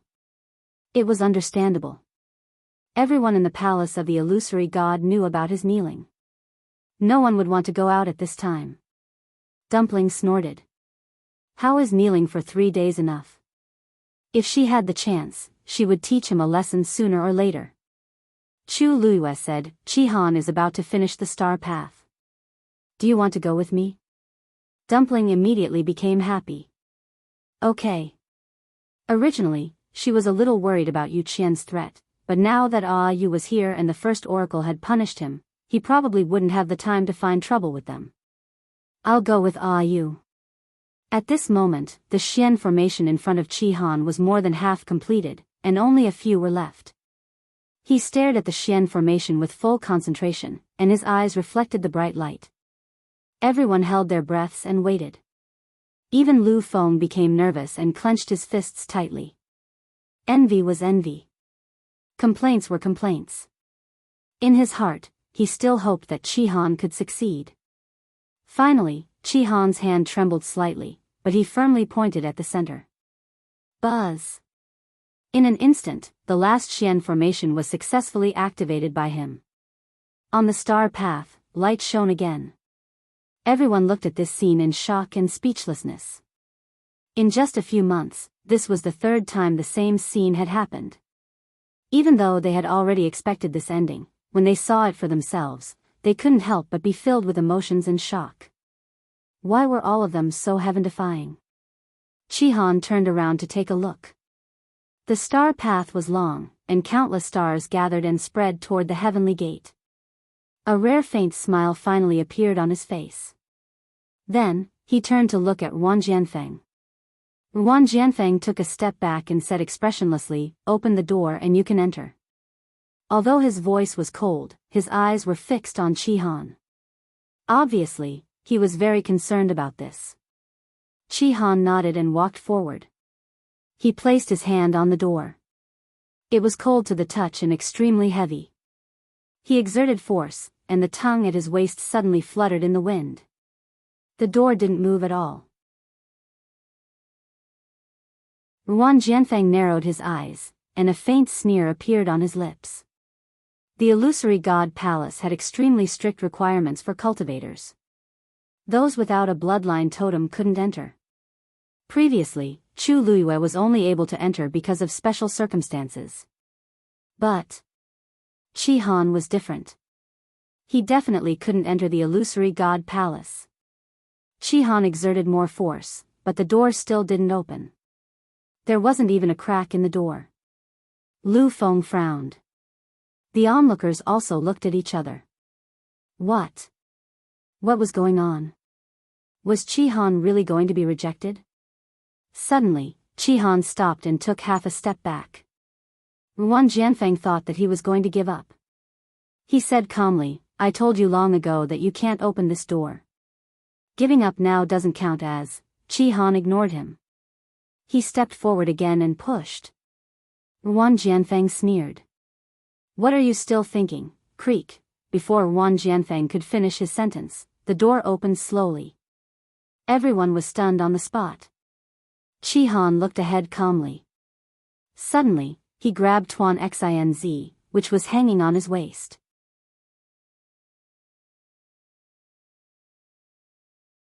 Chapter 2392. Tuan Xinz, which was swaying in the wind, suddenly quieted down. The words on it, which were so obvious that they were about to burst out of it, also faded a lot and returned to its original appearance. Chi-Han looked forward. The majestic and sacred palace of the illusory god stood quietly. He slowly tightened his grip on Tuan Xinz. It seems that we came at the right time. A clear female voice broke the deathly silence in the area. Everyone subconsciously looked back and saw Chu Luiyue holding Dumpling's hand and walking toward them.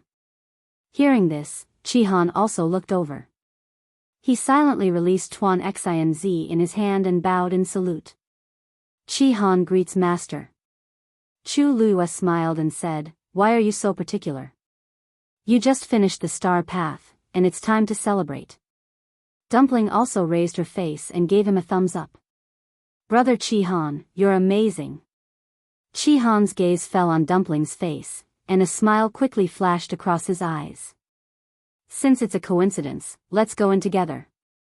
"Master," Lu Feng's pitiful voice came from the side. Chu Luiyue coughed.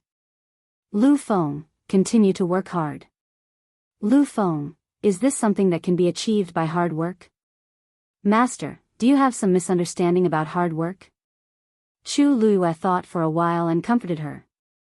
"Don't worry, although you're not the first, as long as you're not the last." Lu Feng. "Master, this kind of comfort is better not to give." Dumpling waved her hand. "Brother Lu Feng, we're leaving first." Lu Feng, she couldn't stay here any longer. Looking at Lu Feng, who was about to go berserk, Chu Luiyue finally mercifully swallowed the rest of his words. If this went on, Lu Feng might really go crazy. She looked at Ruan Jianfeng and smiled. "Fifth Oracle, don't you want to go in together? I'll have to trouble you to arrange Chi-Han's residence. Of course, if you're too lazy to go, you can let Chi-Han live next door." Ruan Jianfeng's chest seemed to be surging with emotions. Until now, he still couldn't figure out how Chi-Han had opened the door. But now was obviously not the time to pursue these matters. He didn't reply to Chu Luiyue and walked inside with a sullen face. At this moment, a familiar voice came from behind. "Wait." Chu Luiyue turned his head and said in surprise, "Hongyu. Why are you here?" Suddenly, her voice paused as she looked at Mu Hongyu. Her eyes were filled with shock. Mu Hongyu seemed to be different from before. On the surface, Mu Hongyu did not seem to have changed. However, when she walked over, the surrounding space actually flowed slowly with her. Every movement of hers seemed to be exceptionally relaxed and natural. It was like a gust of wind, moving freely. She was clearly not walking fast, but in the blink of an eye, she was already in front of everyone. Most importantly, it didn't cause the slightest energy fluctuation. You broke through? Chu Luiyue asked in surprise.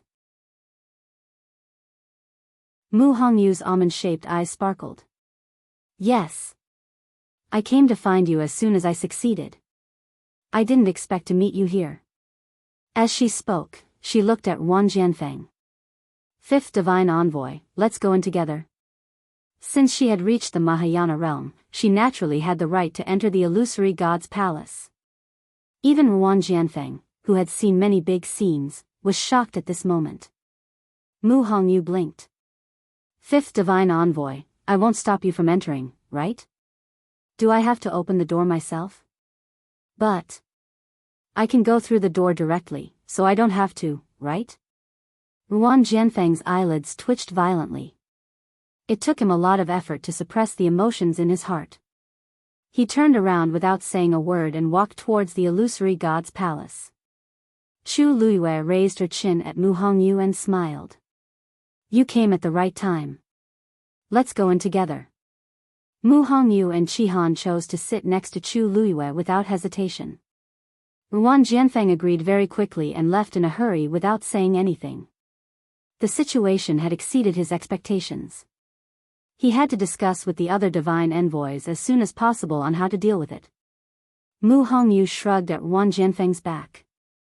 He left so quickly. Why are these divine envoys so cold? Chu Luiyue pulled her into the house.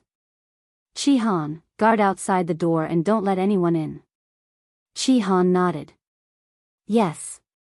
Mu Hongyu followed Chu Luiyue into the house. Chu Luiyue still carefully set up a barrier just in case.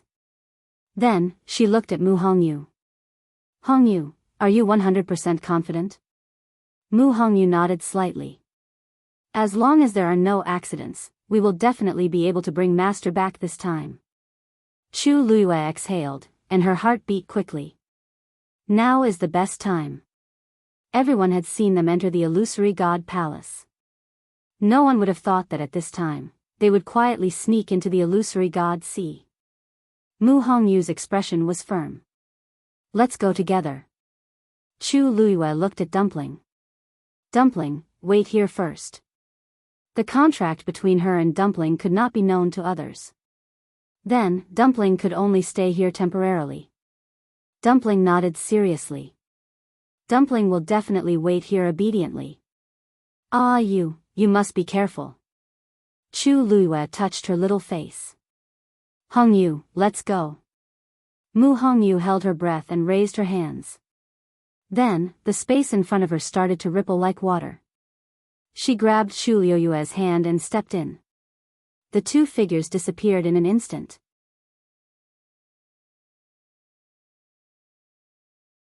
Chapter 2393. On the illusory god's sea, a silver bridge stood quietly, extending from the divine gate to the bottom of the sea. The surface of the water was sparkling. However, the sea further away was still dark, treacherous, and mysterious. A cold wind blew across the surface of the sea, bringing with it a bone-chilling chill. It was dark all around. Tyrannical and terrifying spatial turbulence was constantly surging around. Fortunately, Mu Hongyu had already set up a barrier in advance to protect the two of them. Chu Luiyue could clearly hear the sound of those forces hitting the barrier, and couldn't help but exclaim secretly.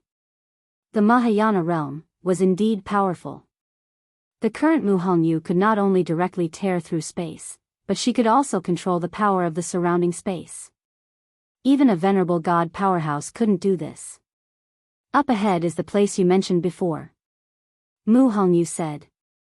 She had come to the illusory god sea several times before, and had a rough understanding of the situation here.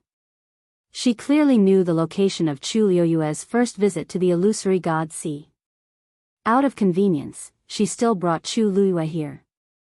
In this way, they might be able to find Diwu Zhangzi faster. Chu Luiyue nodded. If Senior Diwu is still trapped in that place, everything will be easy. The last time she came, it was because Diwu Zhangzi was trapped in the surroundings, and there was an extremely tight defense. She didn't dare to act rashly alone. But this time, she teamed up with Mu Hongyu, and the odds of success were much higher. After a while, Chu Luiyue suddenly felt a light in front of her. "We're here," Mu Hongyu whispered. As she spoke, she exerted force and pulled Chu Luiyue out of the interspace. A squeezing force quickly crushed her body. But fortunately, this was not a problem for Chu Luiyue now. The sight in front of her gradually became clear. She looked around. "It's here, right?" Mu Hongyu asked. Chu Luiyue nodded, and then pointed below her. Over there, a hazy ball of light flickered. Even though there was still a considerable distance between them, they could still clearly feel the astonishing pressure from it. Mu Hongyu made up her mind. Master is right there. Now, all they had to do was set off from here, pass through the chaotic space below, and directly arrive at Diwu Zhang's location. Then, they would be able to leave successfully. Mu Hongyu said and waved her hand. Then, Chu Luiyue felt that the surrounding spatial energy that was about to crush him was gradually moving away. Then, a spatial crack appeared in front of Mu Hongyu. Mu Hongyu stepped inside. However, right at this moment, the voice of a young woman that was filled with rage suddenly sounded out. "Who is it?" Mu Hongyu and Chu Luiyue were both shocked. There was actually someone here. The two of them looked at each other and immediately came to a consensus. They had to act as soon as possible. But it was too late. A vigorous and unparalleled force suddenly swept over from the deep sea. Chu Luiyue pulled Mu Hongyu behind her and narrowly avoided it. However, the spatial crack in front of the two of them collapsed along with it. Bang! Seeing this, the two of them felt their hearts sink. Their whereabouts had been discovered. It was almost impossible to rescue Diwu Zhangzi now. Chu Luiyue made a prompt decision. "Let's go." Mu Hongyu quickly nodded. At the same time, she waved her hand and forcefully tore open the space again. The only thing they could do now was to escape from this place as soon as possible. However, just as she tore open the space, the long whip swung over again. Smack! The road ahead was cut off again. Then, a young woman with a delicate figure quickly came from the deep sea. "Who is it? How dare you trespass into the illusory god sea?" As soon as she finished speaking, she had already blocked in front of Chu Luiyue and Mu Hongyu. It was a woman who looked no more than 15 or 16 years old. She had delicate features and a pair of green eyes. The 12th Oracle. Chu Luiyue was shocked. She had heard of this name long ago, but had never seen her before. Unexpectedly, she was guarding the illusionary god Sea. Biyao looked at the two of them with undisguised anger on her face. When her eyes fell on Mu Hongyu, she smiled coldly. "It was you the previous few times, right?" "Humph, I've been waiting for you for a long time." Chu Luiyue's heart sank. The 12th Oracle was hiding her strength and had obviously been waiting here for a long time. It would be difficult to leave this place smoothly. "You two are really bold. How dare you trespass in the illusionary god Sea?" Biyao had been guarding here all year round, so she didn't know them. She held the long whip in one hand and gently tapped the other palm. She glanced down at the ball of light below. The person imprisoned there is the biggest traitor of the illusionary god palace. The Divine Lord wants to punish him. How dare you come to save him? You must be tired of living. Chu Luiyue narrowed her eyes. Traitor? Diwu Zhangzi? Those who trespass without permission will be sentenced to death. Biyao swung the long whip in her hand. It's your honor to be killed by me personally. Smack! The long whip flew out in an instant. At the same time, the surrounding space began to crazily squeeze toward the two of them. Mu Hongyu was about to attack when she suddenly spat out a mouthful of blood. Chu Luiyue supported her and turned around to stand in front of her. She saw that the long whip was about to hit her back. The biting cold almost made her ears buzz, and it was extremely painful. At this moment, an indifferent and low voice sounded. Biyao, stop. Biyao was shocked and hurriedly turned to look. The first oracle? Chu Liuyue's heart shook when she heard this voice. Her body stiffened, and she slowly turned to look at the newcomer.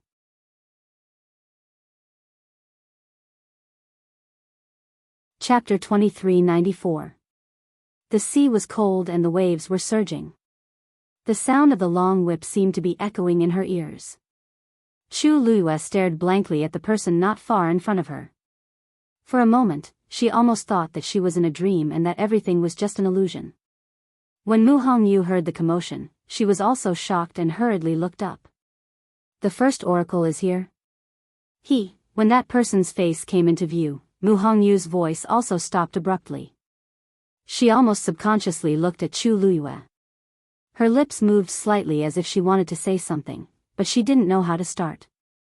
There was silence all around. Chu Liyue could even clearly hear the sound of her heart beating.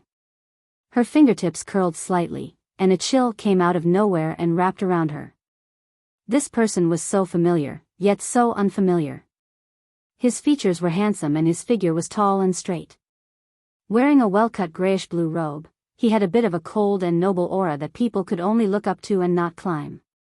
He was indeed very different from how he looked in her memory. But his eyes were so familiar, as if they were carved into her heart like a knife. She fixed her gaze on the person in front of her, and the corners of her lips gradually raised into a faint smile.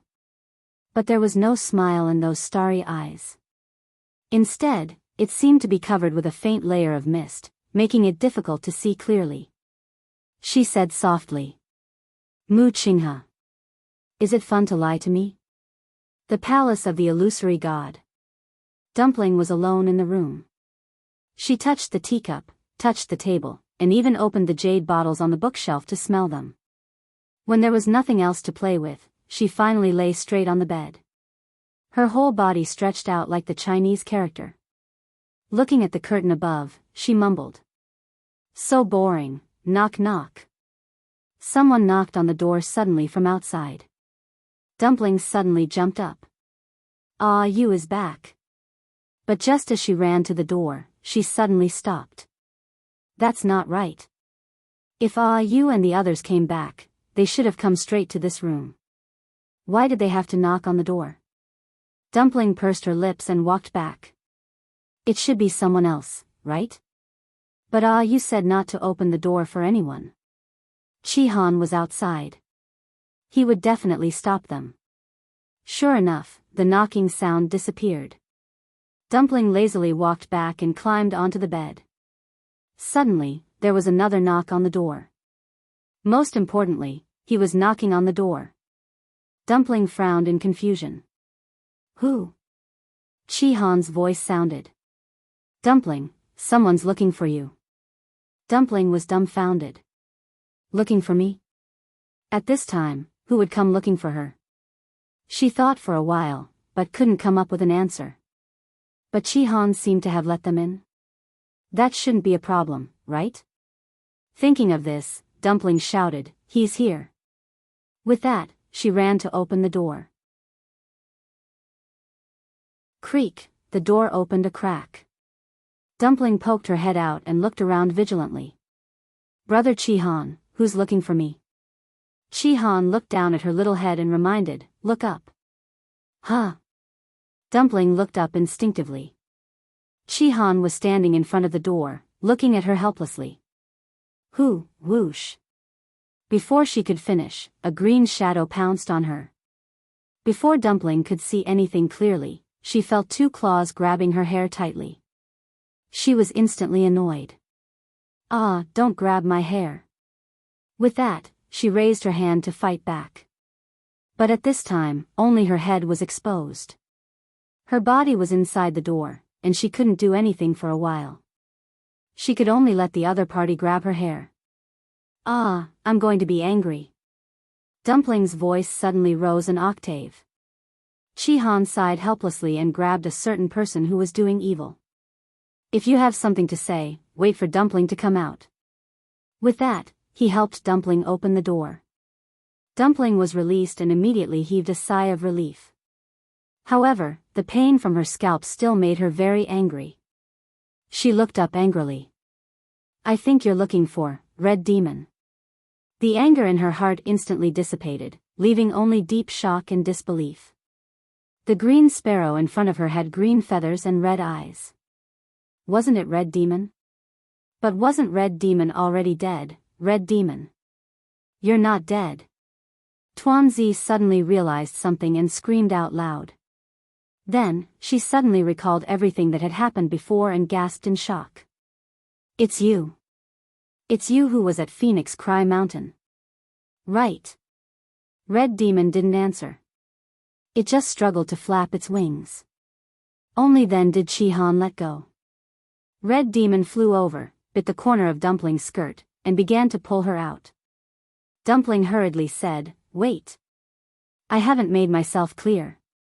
Red Demon suddenly turned around and glanced at her.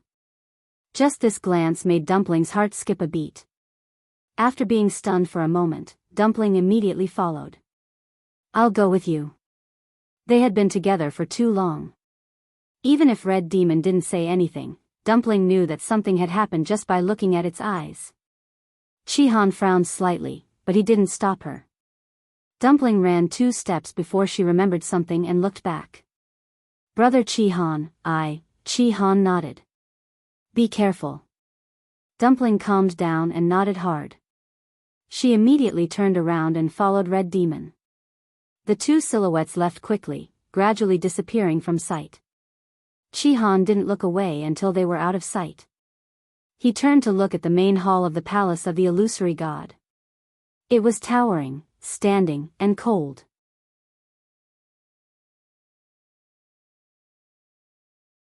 Chapter 2395. Hong Yao and Dumpling soon arrived at the Divine Gate.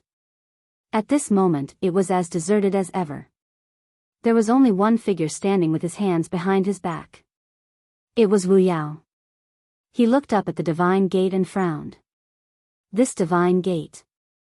He had been looking at it for many days, and he didn't like it no matter how he looked at it. And his hands were itching. Even he was convinced of his own abilities. Isn't it just a broken door? What's there to care about? But every time he made up his mind to leave, he would always waver and continue to stay here. Wu Yao had been here for several months since he came to the Illusion God Palace. He hesitated for a long time before finally reaching out his hand tentatively. However, before he touched the Divine Gate, he suddenly heard a sound behind him. Wu Yao immediately stopped and looked back vigilantly. When he saw who it was, he immediately heaved a sigh of relief. Dumpling, why are you here?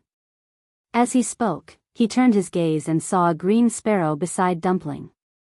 This is Hong Yao. Wu Yao was taken aback. However, before he realized what had happened, Dumpling had already run over. Brother Wu Yao. Get out of the way. Wu Yao subconsciously took a step back and hurriedly reminded her, Dumpling, wait, here, bang. Dumpling bumped into the transparent barrier, took a few steps back, and sat on the ground. There's a barrier. Dumpling rubbed her head and stood up. Only then did Wu Yao see her appearance clearly and couldn't help but be shocked. Dumpling, what's wrong with your hair? One side of her hair was fine, but the other side was loose with a few strands of hair hanging down. It looked like she had just finished fighting with someone, and it was the kind of hand-to-hand combat. Tuanzi was embarrassed at once, but it was not the time to care about this. She hurriedly asked, Brother Wu Yao, can you open this barrier? Hong Yao and I want to go out. Wu Yao was speechless. Dumpling seems to have some misunderstanding about me. Seeing the 2 of them so anxious, he shook his head and said, only the divine envoys in charge of guarding the gate of heaven can open this barrier. What happened? Why are you in such a hurry to leave? Dumpling shook her head like a rattledrum. Brother Wu Yao, there's no time to explain. Who was guarding the divine gate now? I'll go find him. Before Wu Yao could speak, a voice suddenly came from behind the few of them. Why are you going out? Dumpling turned around. The person who had arrived was none other than the 11th divine envoy, Chiu Tong. As soon as he noticed the disturbance in the barrier, he immediately rushed over. However, he did not expect that the one who caused all this trouble was Dumpling. And there was a green sparrow beside it? Chiao Tong's eyes fixed on Hong Yao for a moment, and she frowned slightly. This cyan sparrow wasn't a divine beast.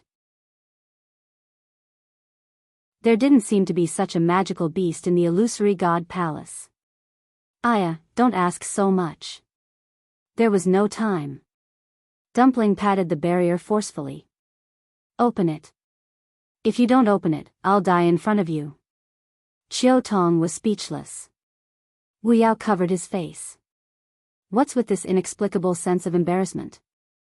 Chiao Tong's expression turned serious. No. No? Why not? Dumpling was instantly enraged. Chiao Tong felt that Dumpling was purely being unreasonable, so she didn't care about what she said at all. Not everyone can enter and exit the divine gate as they wish.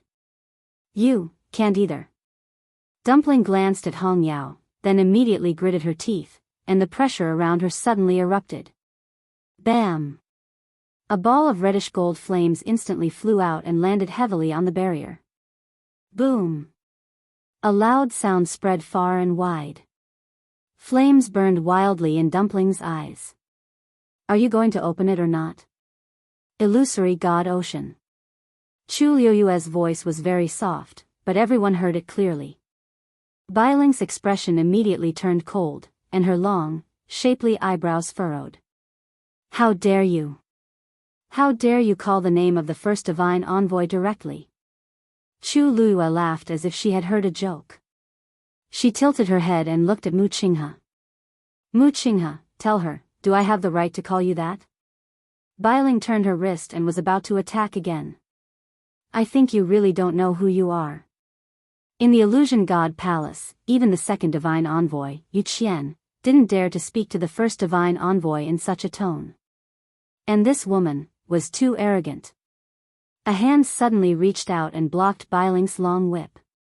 He didn't seem to use much strength, but Biling instantly felt that the long whip was tightly clamped, and she couldn't move it at all. Biling, don't you understand what I just said? Mu Qinghe said lightly, but her tone was unquestionable and domineering. Biling was shocked, and a deep sense of respect flashed across her eyes. She immediately took a step back and said, Biling doesn't dare. Only then did Mu Qinghe toss the long whip over. Biling hurriedly caught it and didn't dare to say another word. She looked at Chu Liyue in shock. This woman knew the first divine envoy? And they seemed to have a close relationship. Otherwise, she wouldn't have dared to speak to the first divine envoy like that. But this woman seemed to have just come from the outside. How could the first divine envoy interact with such a person? Mu Qinghe looked at Chu Liyue. Indeed. It had been a long time since they last met. Compared to before, she was even more beautiful. Even in the dark and cold bottom of the sea, she was still as dazzling as a pearl. After a long while, he finally said, the day Diwu Zhangzi betrayed the Illusion God Palace, it was destined that this would happen. The Mahayana realm is indeed not bad, but you've probably forgotten that Diwu Zhangzi is also in the Mahayana realm. If even he can't escape from here, it's even more impossible for you. Mu Hongyu bit her lip. Leave in half an hour, and I'll let bygones be bygones. The first divine envoy. Biling looked at him in disbelief. These two people sneaked into the Illusion God Sea several times and even tried to kidnap Diwu Zhangzi. How can we just let them go after committing so many crimes? Yes, how can we just let them go? Chu Liyue said and took a step forward. Mu Hongyu wanted to hold her hand, but she paused halfway through. She didn't know what to do now, no wonder she felt a little familiar before. It turned out that, but why was the first divine envoy Mu Qinghe? Let bygones be bygones, Chu Liyue said slowly, mulling over these words with a faint smile. Mu Qinghe, are you qualified to say this to me? Her gaze fell on Mu Qinghe's face and scanned it bit by bit. This person was once the person she trusted the most. But now, he stood in front of her with such an identity and told her that he was willing to let bygones be bygones? Suddenly, her gaze froze. There seemed to be a burn mark on the side of Mu Qinghe's ear. Was it left behind by the fire? Then, she looked into his eyes, as if she wanted to find an answer from those eyes that were as calm and indifferent as a dark pool. You haven't answered my question. Mu Qinghe, I gave you this name. Why can't I call you that? Digression, I wanted to write more, but something happened when I went out in the afternoon, so I didn't have time. This should be the last time the miracle doctor is going to update. Thank you to Lizzie's scepter, cloak, and yacht. Thank you to Hoof 36 Lulu. Thank you to a certain cloak whose name is a string of messy WeChat characters but is at the top of the fan list. Thank you to all the friends who sent me Flower Diamond Bomb. Thank you to all the big cuties who gave the Miracle Doctor monthly tickets and recommendation tickets. Thank you to all of you.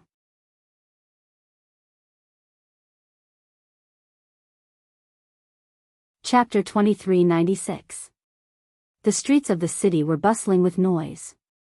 His clothes were ragged and he was being bullied. She held out her hand to him. She said, "Come with me." It was a snowy night with a light breeze. In the quiet palace, he was at a loss for what to do and felt uneasy. She handed the pen over. She said, "Let me teach you." She thought that since she was the one who brought him back, he would belong to her from now on. Of course, she would have to give him a name and keep him safe. Mu Qinghe, Mu Qinghe. She gave him a name, gave him a place to live, and gave him everything. And in the end, what did he leave her? Most likely, everything had been burned to ashes in that fire. She knew that she wasn't a pure and kind person. She had always taken revenge, even 10 times or 100 times over. There were many people who wanted to kill her and take her life. They wanted to see her fall from the clouds into a quagmire, unable to struggle. But he definitely shouldn't be one of them.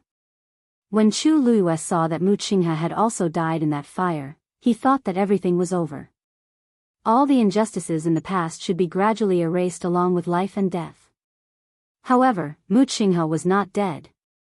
Not only did he not die, he even transformed into the #1 divine envoy of the illusory shrine. So noble, so unfamiliar. Mu Qinghe looked calm and indifferent. No emotion could be seen in her eyes. He looked at her as if he was looking at an insignificant person whom he had only met a few times. That is all I have to say, he said indifferently. Bai Ling, who was at the side, was already completely dazed when Chu Luiyue spoke. What did she say? Did she give the name of the first oracle? What was going on? Moreover, the first oracle did not refute him. Did he agree with her words? Where did this woman come from? Chu Luiyue raised his eyebrows slightly. Are you unwilling to tell me, or are you afraid to tell me? Is it very difficult for you to admit this? I don't want to fight you. What a coincidence, me too. The corners of Chu Luiyue's lips curled up into a smile as he sized him up again. First divine envoy. How can I be your opponent? As the second divine envoy, Yu Qian's realm was above her eminences. Mu Qinghe was able to make Yu Qian kneel outside the door for 3 days and 3 nights. Naturally, she was stronger than him. In just a few short years, everything had changed. Mu Qinghe paused for a moment and then asked, "What do you want?" Chu Luiyue had never expected to hear such a sentence from Mu Qinghe. However, compared to the impact his true identity had on her, this was nothing. The smile on her face gradually disappeared, as if it was covered with a thin layer of frost. Since you already know, then I'll be frank. What I want is very simple, let Diwu Zhangzi leave. That's impossible, Mu Qinghe immediately denied. Regarding this matter, I've already made it clear enough. For the sake of our past relationship, I'll let you go this time. But there won't be a next time. If you come again, I won't be merciful. Merciful?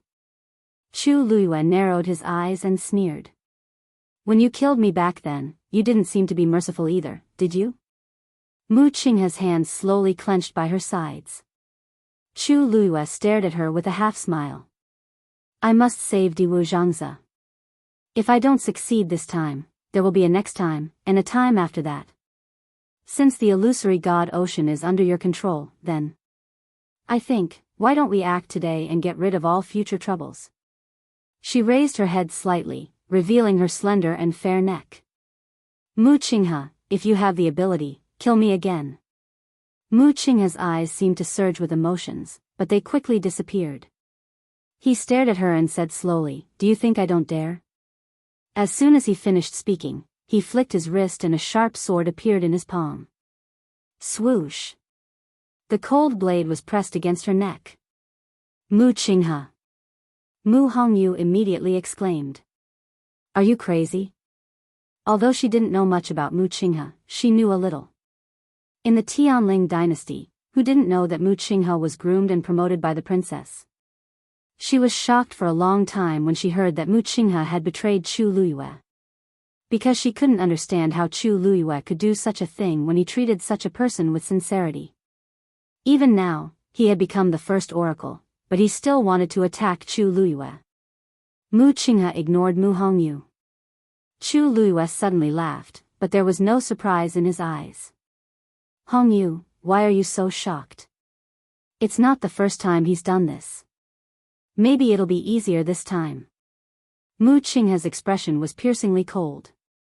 A majestic aura descended, and he flipped his wrist and was about to slash down. At that instant, an extremely nervous voice could be heard. Stop. Immediately after, a reddish gold flame flew over from afar and landed heavily on the sword.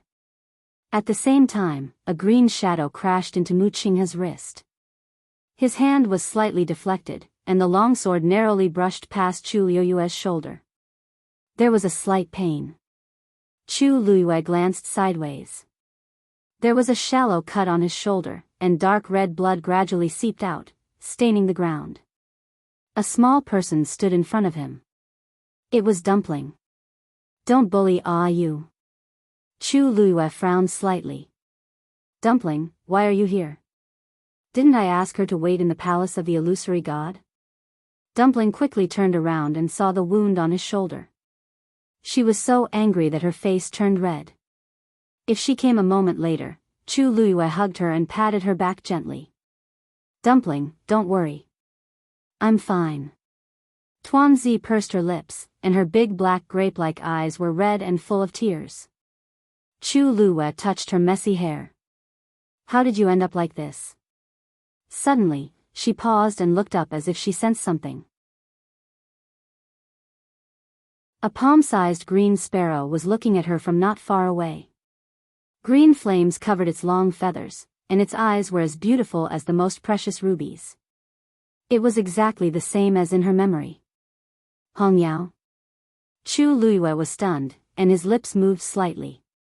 Just now, it was the red sparrow that knocked away Mu Qinghe's hand? Hongyao looked at her without blinking, and big drops of tears fell silently. Chu Luyue's heart suddenly seemed to be twisted by something, and it was sour and painful.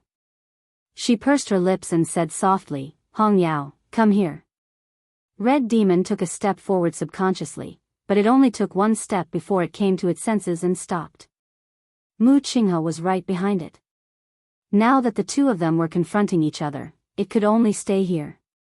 As more and more tears fell, Hongyao waved its wings fiercely, buried its head under its wings, and wiped it. It couldn't bear to look at her, but it would cry again, as if it couldn't stop. It was so embarrassing. But, it missed her so much.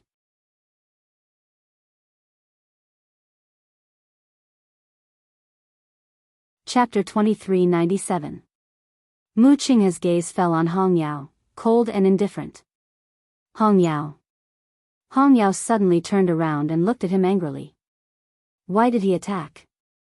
Mu Qinghe's gaze was as cold as ice, chilling to the bone. The first divine envoy? Qiu Tong, who had followed behind Dumpling and Hongyao, looked at the scene in front of him in shock. What was going on? The first divine envoy was actually here? Although the illusionary god Ocean was indeed under his control, hadn't he always stayed in his courtyard all these years and never went out? It was said that even when he punished the seventh divine envoy, Jin Yunlai, he only sent out a wisp of his aura and didn't appear at all. But now, this was clearly the first divine envoy himself. Beside the first divine envoy stood Biyao. Chiao Tong knew that she had been guarding the depths of the illusionary god ocean, so he wasn't surprised to see her. But the key point was, the two women standing in front of the first divine envoy, Sheng Guanyu? Mu Hongyu? Why are you here? Mu Qinghe glanced at him. Chiao Tong, you're really competent as the Heavenly Gate Guardian. Chiao Tong's heart skipped a beat. Chiao Tong is incompetent. Countless guesses instantly surged in his mind. Could it be that Mu Hongyu had broken through to the Mahayana realm? That was the only way the two of them could come to the illusionary god ocean so quietly. Moreover, they actually alarmed the first divine envoy. Just take it as a warning to you. If you don't believe me, you can try again. Mu Qinghe said coldly. These words were obviously directed at Chu Liyue. Chu Liyue's lips curled into a sneer. Okay. Mu Hongyu stepped forward and grabbed her arm. Liyue, let's go back first. The current situation definitely couldn't continue. They could only leave this place first and think of another way later. Looking at Mu Qinghe's posture, he would really do it. Chu Liyue hugged Dumpling tightly and glanced at Mu Qinghe. I will take back what belongs to me. Mu Qinghe did not say anything. Mu Hongyu tore open a spatial crack and pulled Chu Liyue away. Even though Mu Qinghe and the others had already found out about it, the fewer people who knew about it, the better. Seeing the two of them leave so openly, Biyao finally couldn't hold back anymore and said, First Oracle, are you really going to let them go just like that? They were so arrogant and unbridled. Not to mention her, they did not even put the first divine messenger in their eyes. Could it be that the first oracle's heart had softened? Just because of that Chu Liyue? Biyao couldn't figure it out. As oracles, they had always been high and mighty. When had they ever been provoked like this? Especially since the person being targeted was the first oracle with the highest status. Mu Qinghe glanced at her. Biyao's heart skipped a beat, and she quickly swallowed the rest of her words. She was also muddle-headed to dare to question the first oracle in front of her.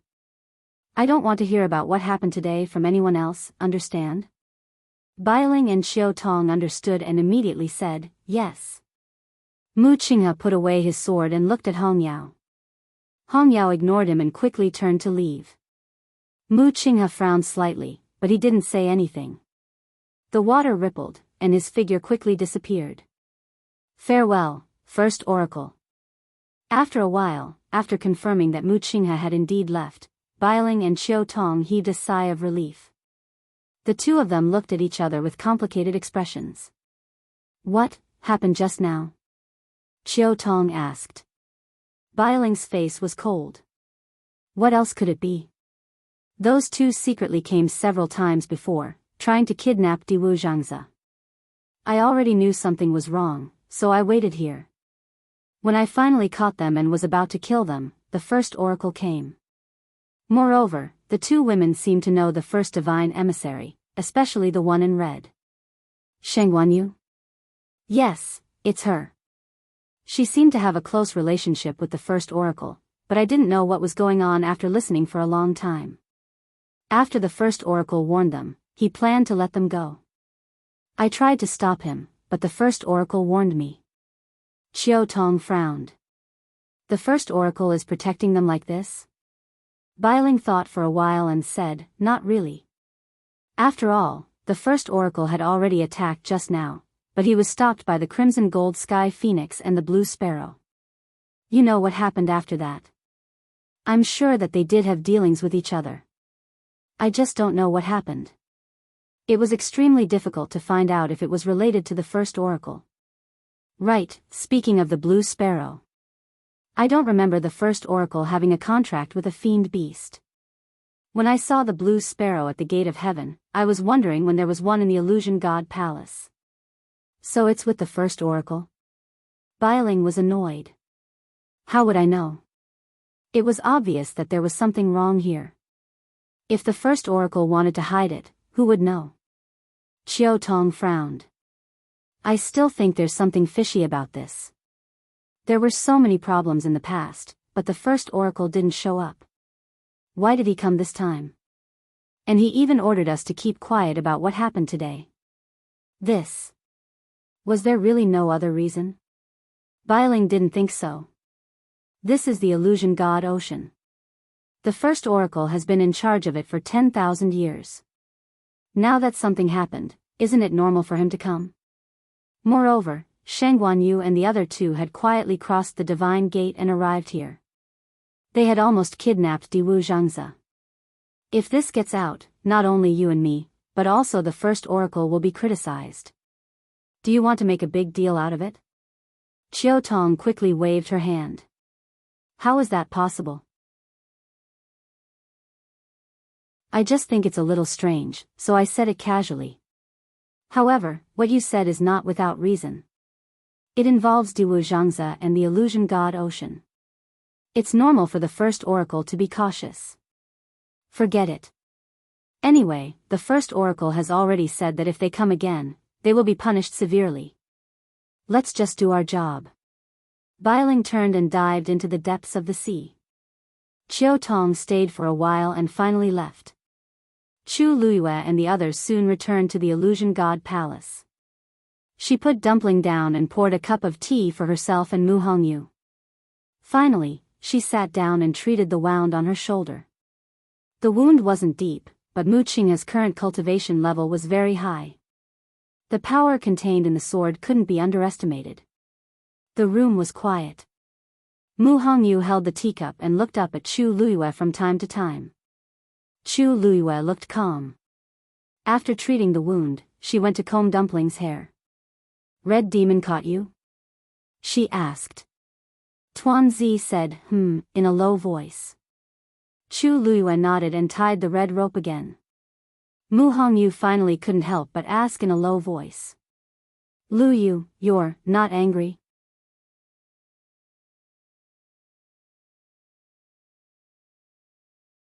Chapter 2398. Chu Luiyue paused for a moment, then picked up Dumpling. What are you angry about? Mu Hongyu mumbled. Just. Mu Qinghe lied to you, Chu Luiyue thought for a moment and laughed. I'm not the only one he's biased towards, right? Other than her, the people from the palace of the illusory god didn't seem to know much about his past. Everyone said that the first divine envoy had been in seclusion for several years, but it was obvious that this wasn't the case. He didn't spend those years in Tianling for nothing. Mu Hongyu looked at her. She was smiling, but no one could tell what she was feeling. Probably, anyone in her position would have complicated feelings at this moment, right? Mu Qinghe even attacked her. Chu Luiyue lowered her eyes slightly and paused for a moment before saying, when I first met him and found out his identity, I was indeed a little angry. But now. She seemed to have thought of something, and the corners of her lips curled up into a faint smile. The first divine envoy of the palace of the illusory god actually followed me respectfully for several years. Thinking about it, it's not too bad. Mu Hongyu couldn't smile. Dumpling lay in Chu Luiyue's arms, her two chubby little arms tightly wrapped around her neck. She was obviously in low spirits. Ah, you. She muttered. Hong Yao is actually still alive. Chu Luiyue pinched her little face. Yes, Hong Yao is still fine. And from what I see, it seems to have broken through to the 9th grade. We should be happy for it. In the past, when Dumpling was still a 9-colored heavenly pheasant, she gave Hong Yao a lot of anger because her grade was 1 grade higher than Hong Yao's. Therefore, Hong Yao had always wanted to break through to the 9th grade. Now, it had fulfilled its wish. Dumpling looked up at her. But Hong Yao isn't happy. Chu Luiyue fell silent. Ah, I forgot to tell you before. Ever since I went to Fengming Mountain, I often felt a pair of eyes watching me from the shadows. I looked for him several times, but I couldn't find him. I even chased him all the way to the illusory god palace, but I still couldn't figure it out. Chu Luiyue was stunned. Are you talking about the first time I entered the palace of the illusory god? Yeah. Dumpling pouted. I saw the shadow enter the residence of the first oracle. I knocked on the door for a long time, but they didn't open it for me. At that time, I was really angry, but Chu Luiyue immediately understood. That shadow is Red Demon? Dumpling nodded. I didn't know it was Hong Yao until today when Hong Yao took the initiative to come here. Hong Yao came to find you? Yes. If it wasn't for it, I wouldn't have known that you were in such danger in the illusionary god sea. Later, Hong Yao and I wanted to go out, but that oracle didn't agree no matter what. I said that I wanted to break the barrier, and he reluctantly agreed. Mu Hongyu shrunk her neck in silence. Break the barrier, only Dumpling could do such a thing. Chu Luiyue was deep in thought. Hong Yao took the initiative to find Dumpling? Dumpling suddenly turned over and jumped down from Chu Luiyue's arms. She hugged her arm and asked eagerly. Let's go and get Hong Yao back. Okay? Chu Luiyue sighed softly. After all, it's Mu Qinghe's magical beast. Dumpling was indignant. He's already the first oracle. What kind of divine beast can't he want? Is Hong Yao, a 9th grade magical beast, still missing? Chu Luiyue's eyes flickered slightly. Puff! Hong Yao flew back to the courtyard and plunged into the pile of fallen leaves. Then, Mu Qinghe's figure slowly appeared in the courtyard. He didn't even look at Hong Yao. He walked straight to the room and said coldly, from today onwards, you're not allowed to take half a step out of here. Hong Yao suddenly flew out of the leaves and arrived in front of Mu Qinghe. Mu Qinghe stopped in her tracks. The human and the beast looked at each other. Perhaps because it had just cried, Hong Yao's eyes were particularly clear. At this moment, there was still anger in its eyes that hadn't dissipated. Mu Qinghe's expression was cold and unmoved. After a long time, Hong Yao turned around and left. Mu Qinghe pushed the door open and entered. Qihan stood outside the door and watched quietly.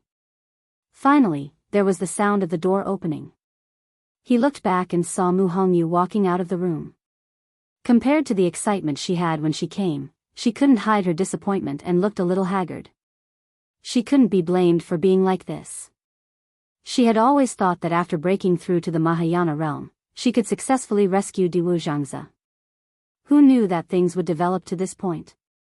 Mu Qinghe already knew their plan and would definitely guard him more strictly in the future. It would be extremely difficult to rescue Diwu Zhangzi again. He was the first oracle. It was obvious that he was on the palace of the illusory god's side. Thinking of this, Mu Hongyu suddenly gritted her teeth and quickened her pace to leave. What did you say? The first oracle is Mu Qinghe. In the room, Jian Fengqi was shocked and almost suspected that he was hallucinating. He suddenly stood up. Did you see wrongly? Mu Hongyu smiled coldly. He admitted it himself. How could he be mistaken? Jian Fengqi's mind went blank. He couldn't even speak. Mu Hongyu took a step forward and questioned him. Aren't you very close to him? Did you already know that he's the first oracle? Jian Fengqi felt extremely wronged. I really didn't know. His voice stopped abruptly. Mu Hongyu frowned. Just what? Jian Fengqi took a deep breath. I just met him by chance. We're not close, not close. Mu Hongyu stared at him. What did you say just now? Jian Fengqi felt a chill on his back. After a long time, he said helplessly. I really didn't know about this.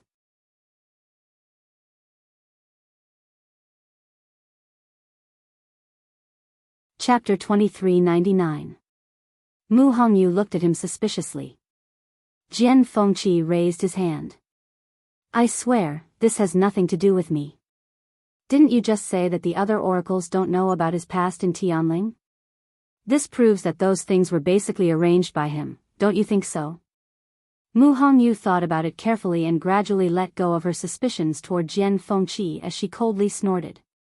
Even if you didn't know about this, you didn't hear anything about his betrayal of Lu Yu? Jian Fengqi leaned back in his chair. If I had known, that wouldn't have happened. Even though he had been defeated by Chu Luyue for the past few years, he still respected her a lot in his heart. He knew that it was because of Chu Luyue that he could continuously improve his strength until today. It's just that, Jian Fengqi hesitated. Half a month before the incident, he had been in seclusion. I went to find him several times, but he refused to see me. At that time, I didn't care, but who knew, Mu Hongyu sneered. He planned this a long time ago, so it's not strange that this would happen. That's right. He planned this all along. Jian Fengqi tapped his hand on the armrest. I only realized this later on. I even think that even if Jiang Yuqing and Shengguan Wan didn't exist, he would still do it. Mu Hongyu pursed her red lips. I know, he did it for the zither score. After all, she was the first oracle of the illusory god palace. Wasn't that easy to explain? Jian Fengqi asked. At that time, the zither score had already recognized her as its owner.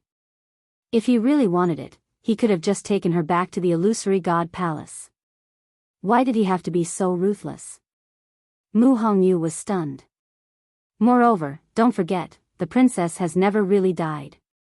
Why do you think he went through so much trouble? Dumpling was lying on her stomach on the bed. She rested her chin on her hands with a blank expression on her face. Furthermore, since he is the first divine envoy, why would he listen to Mo Shiqian? Mo Shiqian was the sixth oracle. Logically speaking, his status and power were far inferior to Mu Qinghe. But at that time, Mu Qinghe did suffer a lot from Mo Shiqian. That can't be fake. If he wanted to put on an act for you, he didn't have to do that. After all, he had already made a move on you. Since they had already shed all pretenses of cordiality, there was no need to put on such a boring show. There was really no need for that. Chu Luyue sat by the window with a chessboard in front of him and a chess piece in his hand. Hearing Dumpling's words, her eyes flickered.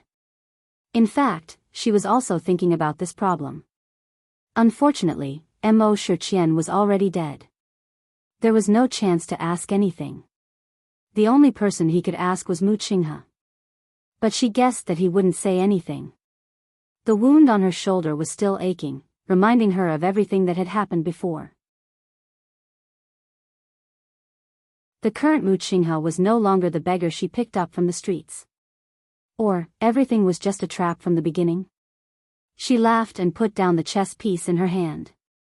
Pa, the 11th and 12th oracle don't know about Mu Qinghe's past in Tianling. Then, it's normal that Mo Shiqian doesn't know. Judging from Mo Shiqian's reaction at that time, he definitely didn't know about Mu Qinghe's true identity. Dumpling suddenly understood. Ah. That's true. Then could it be that he doesn't know either? Chu Luyue lowered her eyes and was silent for a long time before saying, I don't know either. She was full of doubts about everything about Mu Qinghe. She couldn't guess what was true and what was false, and she didn't want to guess. In short, he only has one identity now, the first oracle of the palace of the illusory god. Other than that, he might have long forgotten his past. Who would want to remember what he looked like when he was at his most embarrassing? Even if it was a disguise, for someone like the first oracle, he probably didn't want to leave any memories of those years when he bowed and groveled beside her. Tuanzi turned over and lay on her back on the bed. Her two short legs kicked here and there. I really want to find him and ask him about it. Oh. If it doesn't work, it's good to release Hong Yao. Chu Luyue reminded her. Now that he has regained his identity, Hong Yao probably won't come again. In the past, when everyone didn't know the inside story, Hong Yao could still secretly go to Fengming Mountain to see Dumpling. But now, the naked truth was in front of them. The two sides were on opposite sides. It was definitely not convenient for Hong Yao to have any close contact with them anymore. Dumpling was angry and sad. How could this be? Chu Luyue looked at the chessboard. Yes, how could this be? Dumpling stayed with Chu Luyue for a day and then returned to Fengming Mountain. After experiencing this incident, she once again deeply felt that her strength was still not enough. Mu Qinghe had already become the first god's messenger and even injured Ayu. She had to become more powerful as soon as possible. Chu Luiyue went out for a walk and found that no one knew what happened in the illusory god sea. Obviously, Mu Qinghe had suppressed the news. There was only 1 month left before the gate of heaven closed. The streets were deserted, but there were many more people on the star path. At the last moment, the Xian masters who felt that they still had some hope had already begun to take action. When Chu Luiyue walked by the star path and took a look, he had already determined the outcome of these people. Previously, Mu Yafeng did not succeed with Jin Yunlai's help, let alone these people. However, Chu Luiyue finally understood why Jin Yunlai could not help but help Mu Yafeng. This star path was indeed too difficult for these Xian masters. If not a single person succeeded, then his face would not look too good when the time came. In fact, Jin Yunlai had long seen that Chu Luiyue's talent was higher than Mu Yafeng's. If he could place his hope on Chu Luiyue, he probably would not have fallen to today's end. Unfortunately, because Chu Luiyue did not have a bloodline totem, he had always been biased and missed the last and only opportunity. Chu Luiyue returned to the previous courtyard. Just as she pushed the door open and entered, a handsome and charming face came into view. She was stunned. Rongxiu.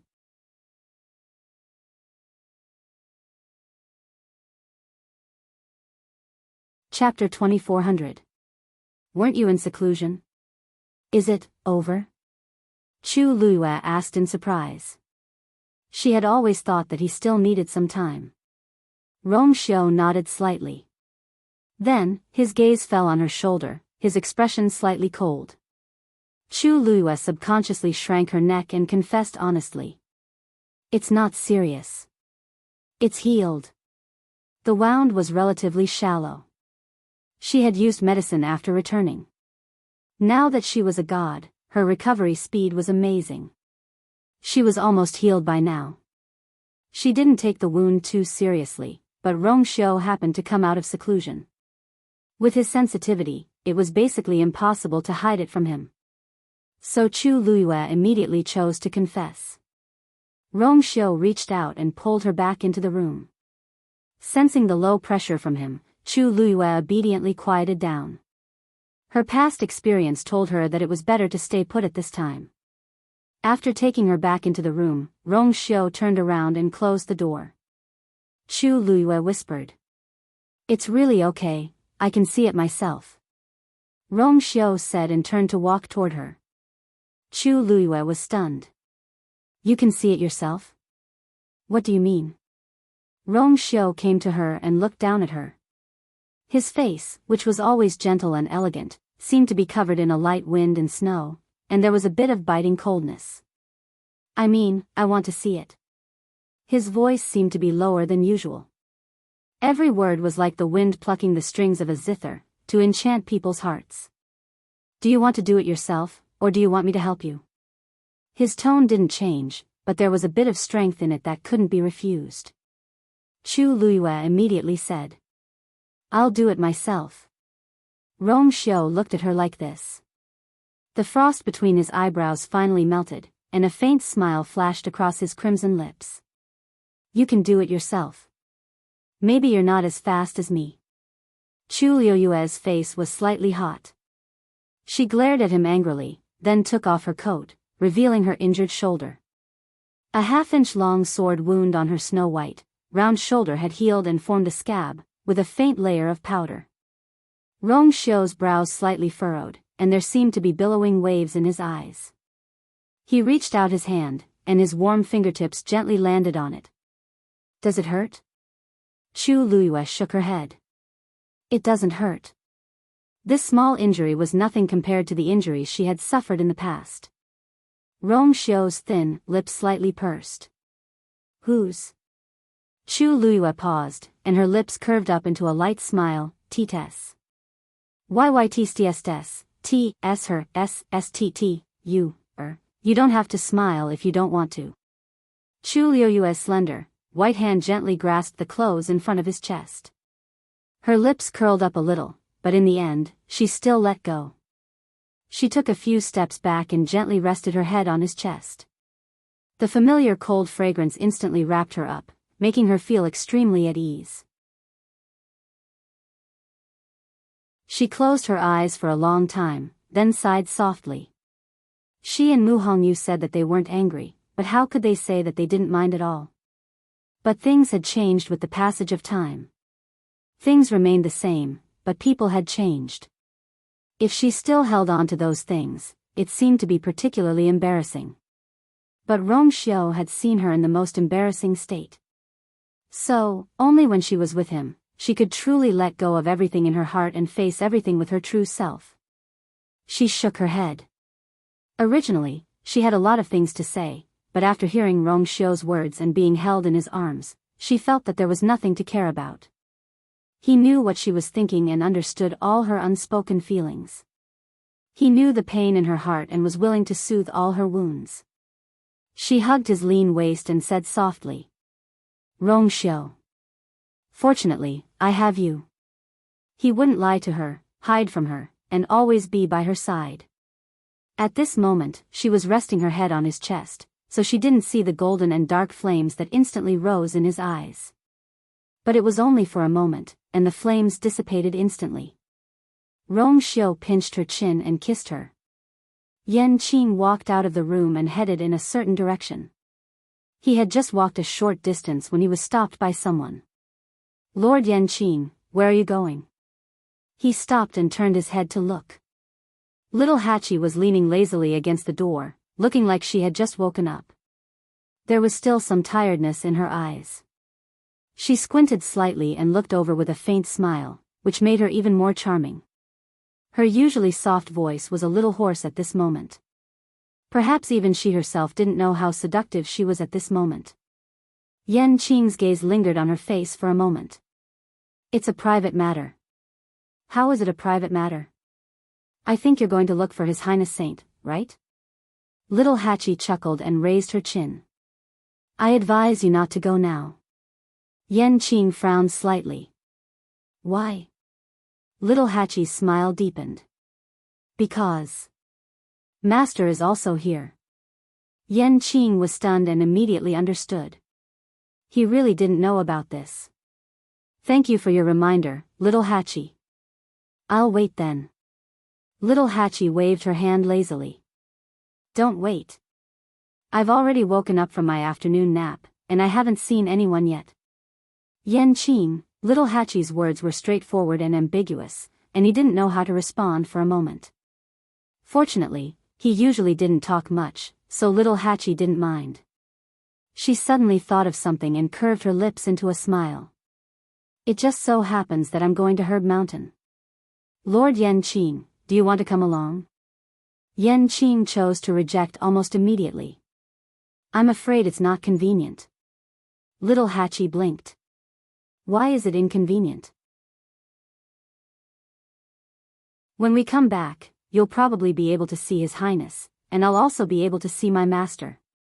Isn't that great?" Besides, she rolled her eyes and spread her hands helplessly. "Besides, many people haven't seen you before, and they all think that I'm lying to them. Recently, some people have come looking for you. It's really annoying." Yan Qing slowly tightened his grip on the sword. "Who?"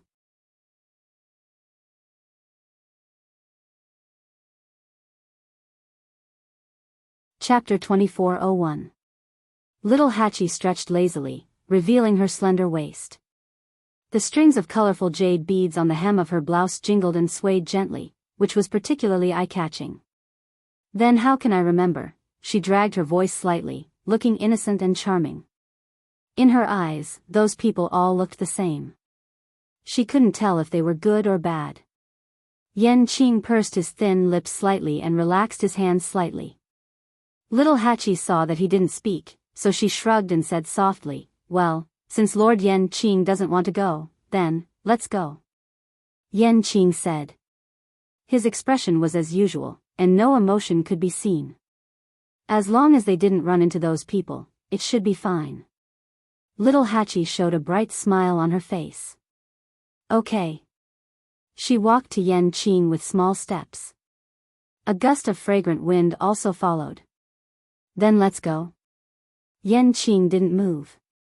His eyes fell on her face. Because she had just taken a nap, her face was still a little red. Her black hair was slightly messy, and a few strands hung down and wandered around her neck. She was born extremely beautiful, enchanting and charming. At this time, there was a hint of laziness. Her every move was even more seductive. She was like a gust of wind, quietly stirring up a pool of spring water. Little Hachi took a step forward. Seeing that Yan Qing didn't follow, she came to see him. Lord Yan Qing, what's wrong? She touched her face. Was there something dirty on her face? Yan Qing paused and said, "Your hair is messy." Little Hachi was stunned. Her beautiful eyes blinked, and then she took Yan Qing's arm with one hand. Yan Qing frowned slightly. What's wrong? Little Hachi couldn't pull him away, so she pulled his hand aside and moved closer. Let me see. Yan Qing looked down and found that little Hachi was staring at the sword in his arms. This sword was bright and sharp, and it clearly reflected her face. It turned out that she used it as a mirror. Yan Qing understood. For a moment, he didn't know whether to move or not, so he just stood there. Little Eight leaned forward slightly and carefully looked at his own reflection on the sword. He murmured softly, "That's right, Little Eight." It's a little messy. She moved closer, and the strands of hair moved with the wind, gently brushed the back of Yan Qing's hand, and gave him a strange itch. His hand slowly tightened, and a few veins could be seen on his thin and powerful palm. Little Eight took out a dangling hairpin and hooked the few strands of hair, gently wrapping it around the hairpin before inserting it into the hair. Although it was crooked, it gave off a sense of laziness and casualness. Little Eight always knew how to tidy himself up in the most beautiful way possible. Is this all right? Little Hachi looked up and tilted her head at Yan Qing. As she moved, the hair ornament swayed gently. It was particularly moving next to her delicate, white, and almost translucent earlobes. At this time, the tiredness between her eyebrows had dissipated, and the faint redness on her cheeks had faded a lot. Only his eyes were still shining brightly. Yan Qing's heart seemed to be hit by something. He met her eyes. She was beautiful, charming, and pure. Yan Qing suddenly had a thought, I shouldn't go out. If she went out like this, she would definitely be seen by many people. But he quickly came back to his senses. Realizing the thought that flashed through his mind, he pressed his thin lips tightly, and his heart beat fiercely. How could he think like this? Little Hachi was beautiful and charming, and she liked crowds. What's more, she was going to the Herb Mountain to do something. He really shouldn't have such a thought. Seeing that Yan Qing didn't speak for a long time, and even frowned slightly, little Hachi was confused. Don't I look good like this? That was impossible. Her sense of beauty had never been wrong. This was clearly very good. Knowing that Yan Qing was indifferent, little Hachi didn't expect any praise from this iceberg. But he couldn't be unable to tell what was good looking, right? Yan Qing came back to his senses and looked at her. He paused for a moment and finally said, "You look good. Extremely good looking." Little Hachi snorted softly. After all this time, it was just these two words. Wasn't this Lord Yan Qing a little too stingy with his words? But it didn't seem to be fun to argue with him. Little Hachi reluctantly accepted this praise. After all, she still needed his help. That's good. Her lips curved, and then she turned to go out. Suddenly, a broad and strong hand grasped her hand. Little Hachi was stunned. She turned around and looked at Yan Qing in surprise. To be precise, she looked at the two's tightly clasped hands. "Sir Yan Qing, why are you holding my hand?" Yan Qing's expression was as calm and self-controlled as ever. Hearing this, he frowned slightly. "Aren't we going to the Herb Mountain to show them?" After a pause, he let go of her hand. "If I offended you, please forgive me, little Hachi." Little Hachi clicked her tongue and gave him a thumbs up. Sir Yanqing, I find that you're getting more and more tactful. He understood the principle of putting on a show to the fullest extent. She didn't think of it just now. Thinking of this, she stepped forward and directly took Yanqing's arm. Half of her body was pressed against his. Her soft and tender hand gently grasped Yanqing's hand. Then let's go, brother Yanqing. The two of them walked out of the door hand in hand. As soon as they came out, they bumped into Wu Yao, who had just returned from the heavenly gate. Little Hachi, Yanqing, are you two going out to play together? Little Hachi was embarrassed. She didn't have time to explain to fifth brother and the others previously, but in the blink of an eye, they bumped into each other again. What else could she say?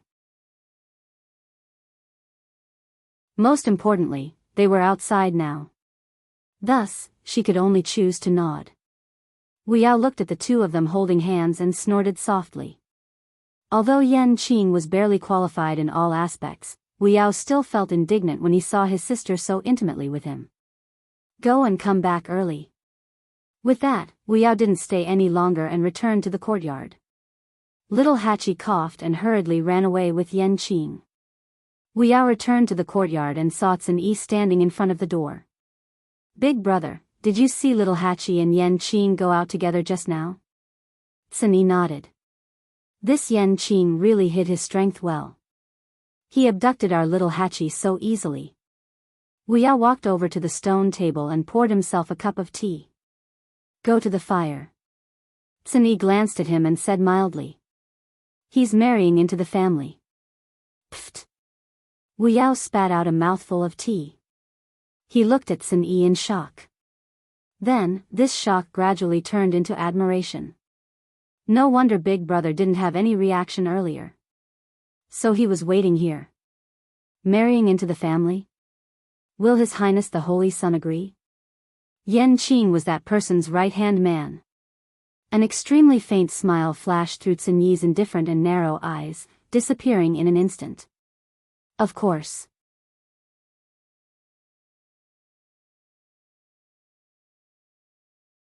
Chapter 2402.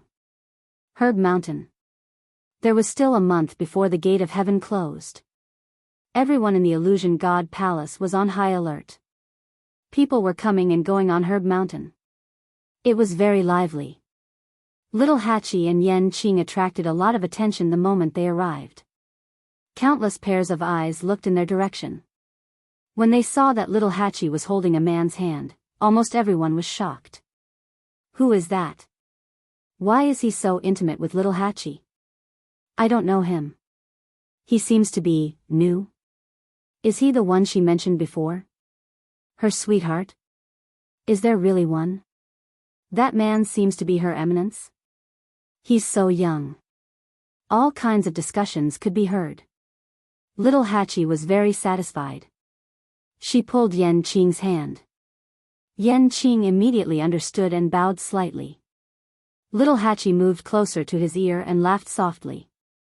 Brother Yanqing, look, you're really something. As she spoke, her warm breath fell on his ears and neck, making him feel scalding hot. Yanqing's Adam's apple bobbed, but he didn't say anything. Little Hachi didn't expect him to say anything. After all, she was in charge of praising people.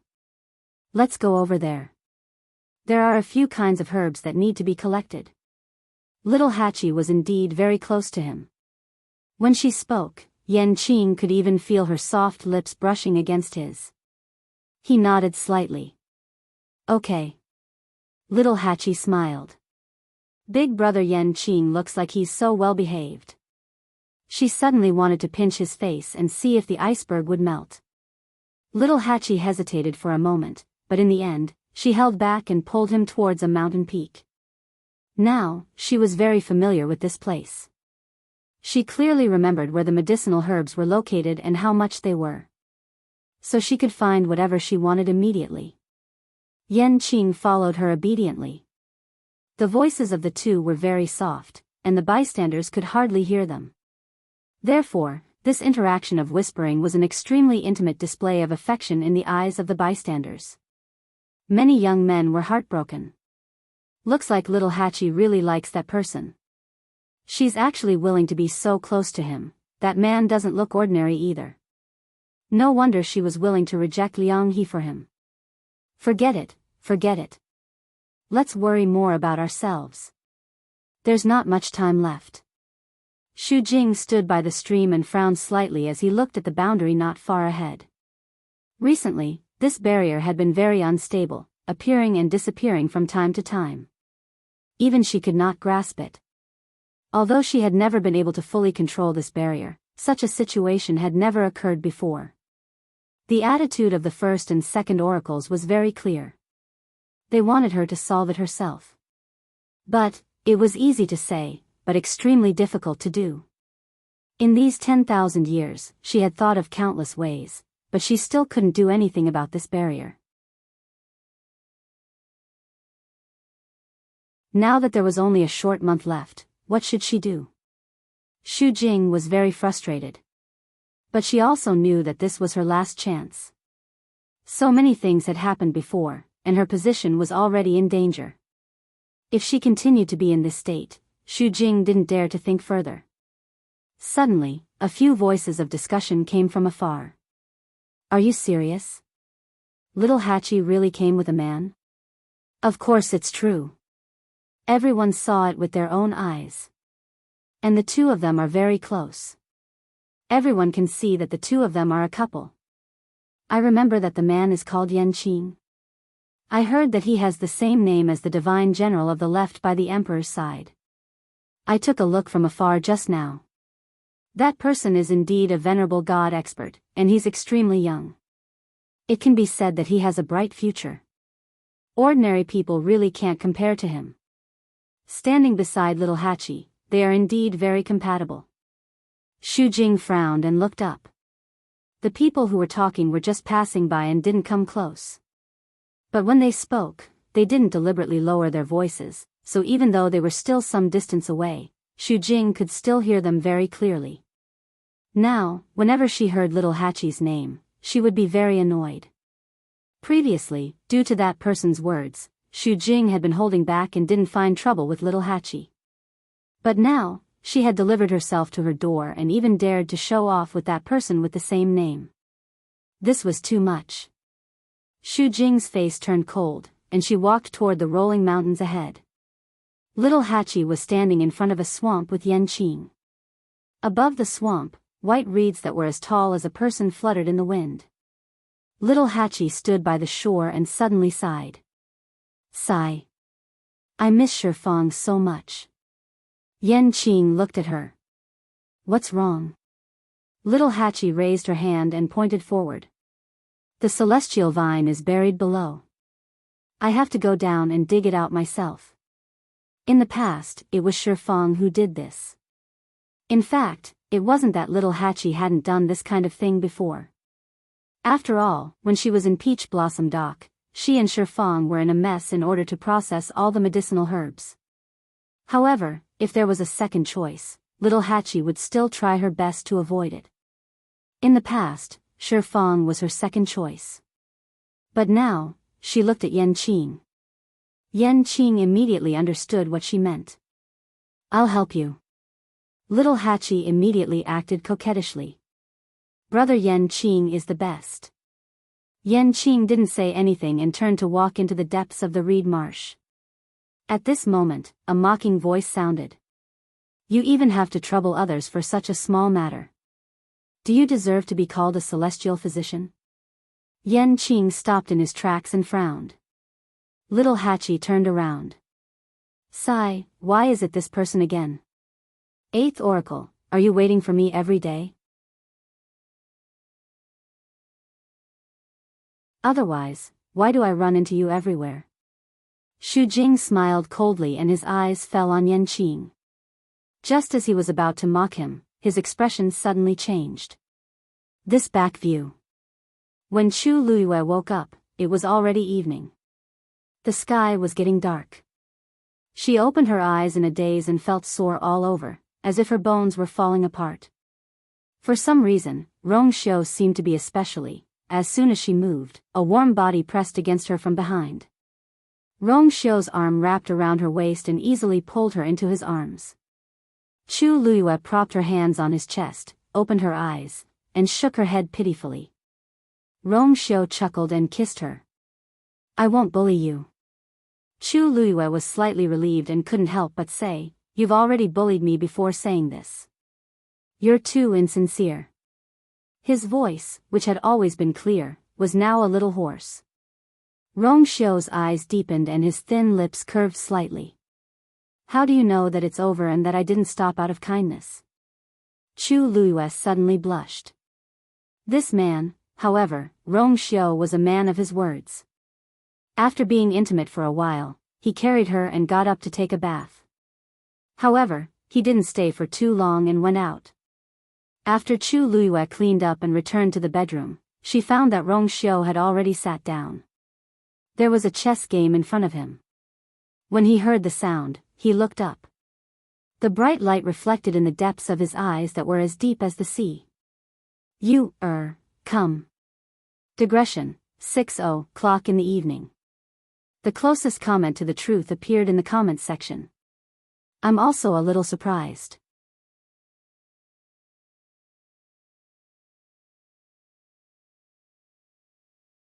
Chapter 2403. Chu Luiyue walked over and sat down opposite Rong Xiu. "Why do you suddenly want to play chess?" Rong Xiu smiled. "Nothing. We haven't fought since you cracked all the Xian formations on the Star Road. Shall we have a game?" Chu Luiyue was suddenly interested. Sure. It had been a long time since the two of them had fought together. Now, she had finished the Star Road, and Rong Xiu had just finished his closed-door training. It was a good opportunity. Rong Xiu said, "I won't hold back this time." Chu Luiyue raised her eyebrows slightly. "You always said that before." Rong Xiu's strength was unfathomable. Every time she thought she was about to catch up with him, she would find that he was more powerful than she thought. Then she had to continue to catch up. Rong Xiu's eyes drooped slightly, as if he had recalled many things in the past with her words. His thin lips curled slightly, and his voice was low and gentle. "This time, I won't lie to you." After that, he waved his sleeves, and his slender hand brushed over the chessboard in front of him.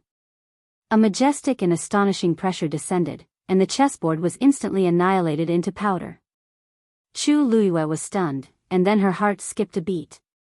Rong Xiu was going to fight with divine power in this game?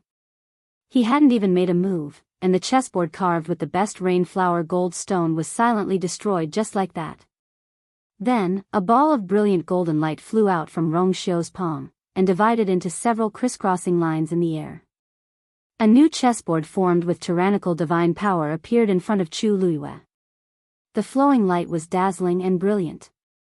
The chessboard was just quietly suspended in the air, but Chu Luiyue had already felt an oppressive pressure. Her heart trembled. Rong Xiu's current strength was probably far beyond her expectations. "You first," Rong Xiu said. Chu Luiyue gently nodded. With a flick of his finger, a stream of reddish gold light flew out. However, before this stream of light could condense into a chess piece on the chessboard, it was silently killed by the brilliant golden chessboard. Chu Luiyue's pupils shrank. She knew that Rong Xiu intended to spar, so although she did not use her full strength, she still used half of her strength. Unexpectedly, he couldn't even get close to the chessboard. She lifted her gaze slightly and glanced at Rong Xiu. There was a faint smile on his lips. I've already said that I won't hold back this time." Chu Luiyue narrowed his eyes. He made up his mind and attacked again. Poof! A force much more tyrannical than before suddenly flew out, and after a short and fierce battle with the force on the chessboard, it finally landed. With this, Chu Luiyue finally succeeded in taking this step. However, Chu Luiyue subconsciously sat up straight. Her shoulders were ramrod straight, and she held her breath in concentration. At this moment, she finally understood the meaning of Rong Xiu's words. He was serious. This was only the first step, and it was already so difficult. One could imagine that there would be an extremely fierce battle after this. Thinking of this, Chu Liuyue's heart raced a few times. Amidst her nervousness, there was also some excitement. That was the strong desire to battle that would only arise when facing a strong opponent. Rong Xiu looked at her and saw the faint brilliance in her eyes. "It's your turn." Chu Liyue raised her chin. Rong Xiu raised his hand, and a stream of black light gushed out from his fingertip. Then, he lightly tapped forward. Poof! A pitch-black chess piece fell to the ground in response to the sound. Due to the shocking impact of this energy, a circle of ripples appeared on the chessboard. Chu Liyue looked at the chess piece in shock. An extremely familiar feeling emanated from it. This power, this aura, she had clearly seen it before. After a short silence, she suddenly thought of something and looked up at Rong Xiu in front of her. First Master. Back in country Yao Chen's imperial mausoleum, she had met a man. She had never seen his face, but she knew that his force was an extremely special black. After that, she had gone to Zhenbao Pavilion several times to meet this rumored First Master, but to no avail. Gradually, she put these thoughts aside. But now, Rong Xiu looked at her. His almond-shaped eyes were clear and deep. She had always been extremely intelligent and understood everything at once. He chuckled and said, "That's right. When I gave you the Black Pyramid back then, I told you that it belonged to my wife." Chu Liuyue's heart instantly surged with tempestuous waves. He admitted it, he admitted it. That's right, the Black Pyramid sealed her memories in the Divine Ruins world, so it naturally belonged to her. Wife, so the wife he mentioned back then was herself? Chu Liuyue's lips moved slightly. Countless scenes flashed through her mind, and it was incomparably chaotic. She had too many things to say and too many questions to ask, but now, facing Rong Xiu, she suddenly couldn't say a word. It was as if something was stuck in her throat, and she couldn't move it. She realized that she seemed to have overlooked many important things, but for a moment, she couldn't distinguish them. This news was too shocking for her, and it caused her mind to be in a mess. After a long time, she finally thought of something and muttered softly, "That's right. The Holy Son of the Yuntian Tower originally had two divine bodies." This also meant that Rong Xiu had two divine powers in his body at the same time. In fact, it wasn't that Chu Liyue didn't have any doubts in her heart. However, because the power and aura of the Great Master were very unfamiliar and very different from Rong Xiu's, she quickly rejected this guess and didn't think too much about it afterward. Who knew? Looking at the black chess piece on the chessboard, Chu Liyue's lips moved and finally asked. "So, you were the one who specially placed my remnant soul and memories in the imperial tomb of Yao Chen?" This was the only way to explain everything that had happened before. Rong Xiu's phoenix eyes were deep. "After this game, I will tell you the answer." Herb Mountain. The figure quickly disappeared into the reeds. Xu Jing's heart was beating wildly. He immediately stepped forward and said, "Wait." That figure was really similar. A hand suddenly stretched out from the side and blocked in front of Xu Jing. Little Hachi raised her eyebrows slightly and looked at Xu Jing with a faint smile. "Eighth Oracle, what are you doing?" "Brother Yan Qing is helping me find the cactus vine." "Why are you calling him?" Little Hachi asked while looking at Xu Jing. Something was wrong. Xu Jing's current expression and mood were very strange. She had dealt with Xu Jing many times, but she had never seen her behave like this. More importantly, Xu Jing was obviously acting like this after seeing Yan Qing. What was she doing? Was she angry? Angry? No. Xu Jing's eyes clearly showed that she was looking at a very familiar person. At this moment, Xu Jing was anxious in her heart. When she heard Little H shout out those words, she was even more enraged. He slapped Little Hachi's hand away and scolded coldly, "I don't want to argue with you today. If you know what's good for you, behave yourself."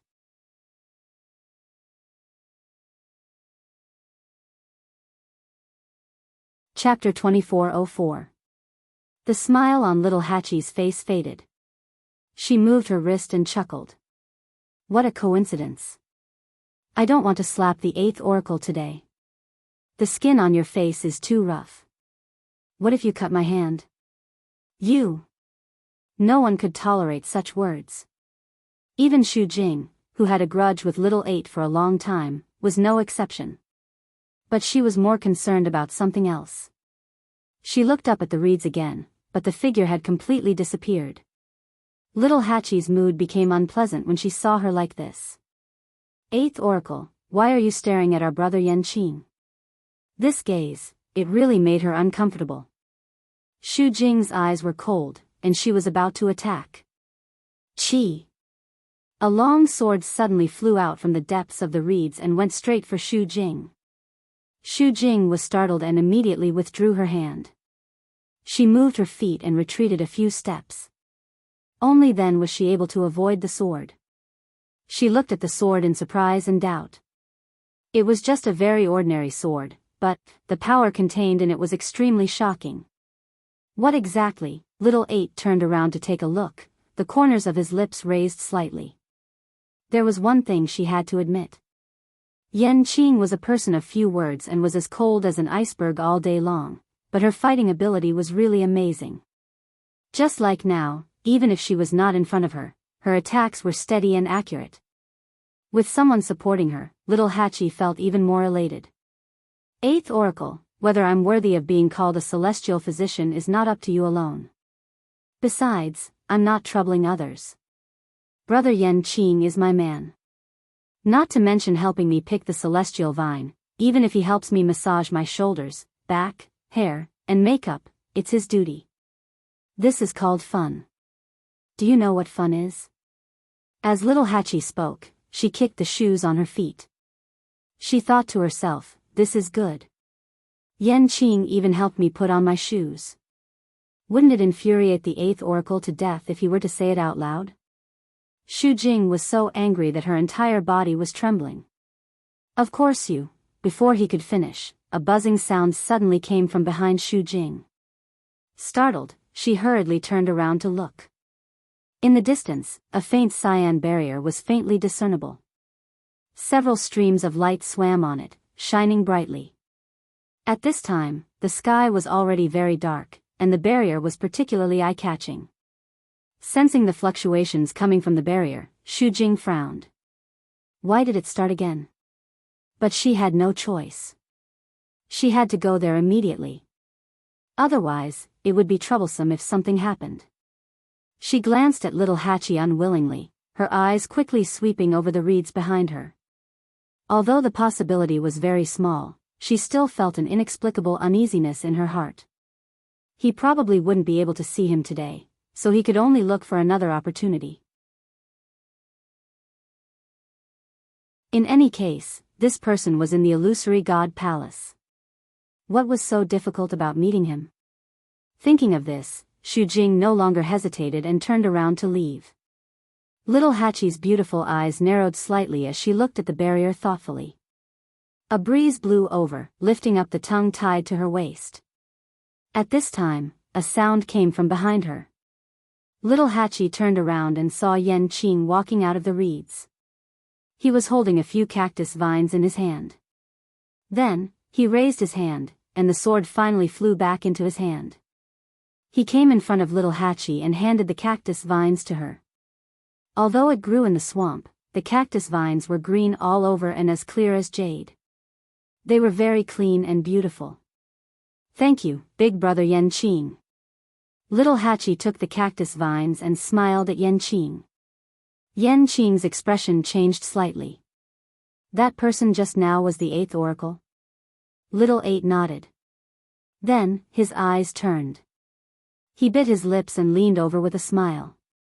Big brother Yanqing, the 8th oracle, seems to be interested in you. Impossible. Yanqing blurted out without thinking. Little Hachi refuted. How do you know it's impossible? If I didn't stop her, she would have gone in to find you. She looked really strange. Although little Hachi's words were teasing, they weren't completely nonsense. Yan Qing pursed his thin lips and said. I mean, she hasn't even seen me. What else can she say? Little Hachi snorted. That's hard to say. The 8th oracle is very strange.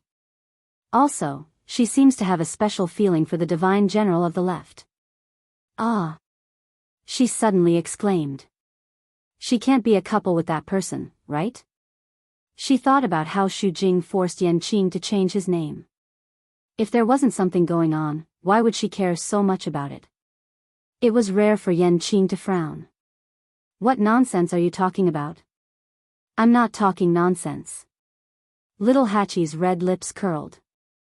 You didn't see how protective she was of the divine general of the left that day. Both their words and expressions were very intimate. What if there is something going on between them? If I offend her, won't I offend the divine general of the left as well? Yan Qing looked at her. You're still worried about this? If she was afraid, she wouldn't have slapped Xu Jing.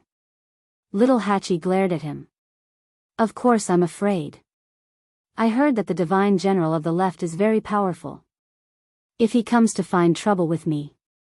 He won't. Yan Qing interrupted her. Little Hachi snorted. Who knows? Speaking of this, she suddenly looked at Yan Qing and asked. Who is prettier, me or Xu Jing? Yan Qing paused. Little Hachi pushed him gently. Tell me. Yan Qing said concisely. You. Only then did Little Eight smile again as he gently touched his face. I think so too. Then I'm relieved. I'm so beautiful. Do you think the divine general of the left would be willing to lay his hands on me? Yan Qing looked at her for a long time before he said. He wouldn't. Digression, there was no 5th update today. Once the weather became hot, the skin on her hands began to peel. It hurt to type. When she wrote the 3rd update, she felt that she had taken a step toward the ending. She was a little reluctant. She even wanted Rong Xiu to continue to hide the truth. But the truth would come out eventually. The author didn't say so much because she wanted to be lazy. No. Humph. Asterisk, asterisk, caret asterisk, asterisk.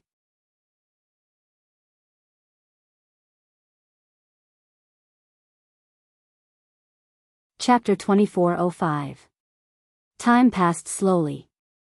In the room, Chu Luyue and Rong Xiu sat opposite each other. Between the two of them was a chessboard. On it, the two extremely intense colors of black and red gold complemented each other, forming an extremely gorgeous painting. Fine beads of sweat gradually appeared on Chu Luyue's forehead, wetting a few strands of hair on her forehead. 6 hours had passed, but in this period of time, she had only taken 5 steps. It was not that she did not know where to place a piece, but the power on the chessboard was simply too strong. If she wanted to successfully place a piece, she had to put in a lot of effort. Moreover, every step was more difficult than the previous one. Before this, Chu Luyue had never thought that this game of chess between her and Rong Xiu would progress so slowly and painfully. Chu Luyue had long known that Rong Xiu was very strong, but this was the first time she clearly felt the gap between the two of them. It was like a natural chasm that was difficult to cross. After she placed her 6th piece, Rong Xiu raised his hand as well. A black chess piece landed gracefully. His movements were natural and smooth, and there was no sense of oppression that Chu Luyue felt when she faced the chessboard. It was as if everything was just a piece of cake for him. In fact, it was indeed so. Chu Luyue pursed her lips. She was now a god, and it was no exaggeration to say that she was definitely one of the best among the gods. Her divine power was definitely at a level that could crush most of the cultivators. Needless to say, she had already completed the star path and deciphered all the Xian formations on it. Great Grandmaster, in front of Rong Xiu, she was beaten to a pulp. Chu Luyue held her breath and concentrated. She had to finish this game, and then listen to Rong Xiu tell her the answer that he had been hiding for a long time. Chang Wanzhou stood in the courtyard and looked at the door in front of him. His brows were slightly furrowed, and there was a trace of worry on his beautiful and delicate face. It had been a long time since those two had entered. Now, not only did they not show any signs of coming out, there was even a faint pressure coming from the entire room. It was Rong Xiu's handiwork. He had set up such a terrifying barrier that easily blocked everything inside. What exactly? After a moment of hesitation, he walked towards another room. The door was not locked, but Chang Wanzhou came to the door and knocked. "It's me." An indifferent and calm voice came from the room. "Come in." Only then did Chang Wanzhou enter. Walking around the screen, Sun Yi was standing behind the desk. There was a picture in front of him. Chang Wanzhou glanced at it subconsciously. He could only vaguely see the complicated lines drawn on it. Amidst the chaos, there seemed to be some kind of indescribable pattern. When he saw the familiar blurry handwriting hidden under the lines, his heart skipped a beat and he immediately lowered his head. Sun Yi did not seem to mind. He only took a paperweight and casually pressed it down. Then, he looked up. "Is something the matter?" Chang Wanzhou hesitated for a moment. "Master and His Highness, there seems to be something wrong. It would be fine if it was just a day or two, but for them to not come out, coupled with His Highness's actions, it was truly unsettling." Sun Yi shook his head. "Master is with His Highness. There's no need to worry." Chang Wanzhou wanted to say something, but hesitated. After thinking for a while, he said, "There's less than a month left before the heaven gate closes." A storm was coming. The current illusion god palace was much quieter than before, and the atmosphere was much more tense. Clearly, everyone was waiting for that day to come. Sun Yi's expression did not change as he nodded. "It's indeed soon. Master and His Highness have their own plans. There's no need for us to worry. As for you, how have you been?" Chang Wanzhou rubbed his forehead. "Everything is going well." Sun Yi didn't seem surprised. Ever since the seal was removed, Chang Wanzhou had completely absorbed the evil frost energy in his body, and he had broken through to the supreme god realm. To the current Chang Wanzhou, cultivation was an extremely simple matter. As long as nothing went wrong, there was nothing to worry about. It's fine as long as you know what you're doing. However, don't go out during this period of time. Just stay here and cultivate. Yes. Chang Wanzhou replied. Then, he thought of something and pursed his lips. "I heard that when the heaven gate closes, all the divine envoys will appear. At that time, the first divine envoy of the illusion god palace should also. He's already out." Sun Yi lowered his head and looked at the picture in front of him. Chang Wanzhou was shocked. "What? Then why isn't there any news outside?" He had been keeping an eye out for news during this period of time, but he didn't hear any related rumors. Sun Yi's lips curled into an extremely faint smile. There seemed to be a dark glint in the depths of his narrow and indifferent eyes. He went to the illusion god Sea. "You naturally don't know." Chang Wanzhou immediately understood, but when he heard the words, illusion god Sea, he looked at Sun Yi hesitantly. "Then, when do you plan to go?" Sun Yi paused, but he didn't answer his question. "Is Shijing still in the lightning pool?" Chang Wanzhou nodded. "He used to come back every day, but since 3 days ago, he has been staying there and hasn't come back." "It's only right," Sun Yi said. Chang Wanzhou didn't reply. After a while, Sun Yi said, "Go back and rest. You don't have to worry about these things. There might be a lot of things waiting for you to do in the future." Chang Wanzhou's eyes flickered. He touched the Tuan Xinzi at his waist and said, "All right." "Yes." Xu Jing quickly returned and came in front of the light blue barrier again with a frown. The abnormal fluctuation just now had dissipated. It was as if nothing had happened. But, she clearly knew that it wasn't the case. Xu Jing was in a terrible mood. This barrier was unpredictable and would have problems from time to time. It always made her feel like she was being toyed with. She became even more frustrated when she thought of the attitude of the first and second divine emissaries. Now, she had to admit that she couldn't solve this problem with her own strength. Thinking of this, she made up her mind and turned to leave. Not only this barrier, but also the divine general of the left, even though she felt that it was impossible, she still wanted to confirm it herself. Yu Qian was on Divine Beast Mountain. This was the first time he went out since he was publicly punished by the first divine emissary. The divine beasts on the mountain seemed to have sensed his cold mood and didn't dare to approach him. Yu Qian walked alone in the forest. As he walked, he thought about some things that had happened recently. He was a bit angry and unwilling to accept the first divine emissary. No matter what, he was still the second divine emissary. Although his status was slightly lower than the first divine emissary, how could Yu Qian not have any complaints after kneeling in public for 3 days and 3 nights? These years, the first divine emissary didn't do anything.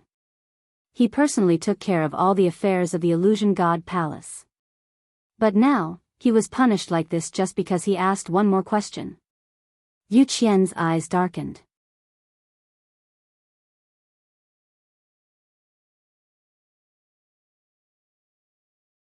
Chapter 2406. But Yu Qian didn't dare to show it. He knew very well that the strength of the first divine envoy was much higher than his. More importantly, the first divine envoy was the most valued and trusted person of the divine master. He had the support of the divine master. This alone was something that others couldn't compare to. Therefore, Yu Qian could only endure. Suddenly, his expression froze as he looked ahead. "Who is it?" he shouted sternly. A tall figure walked out of the forest. It was a young man with a strong and tall figure. He was even half a head taller than Yu Qian. He had a strong appearance and an outstanding temperament. It was an unfamiliar face. After seeing Yu Qian, the man in front of him was stunned for a moment before he nodded and saluted. "Greetings, second divine envoy."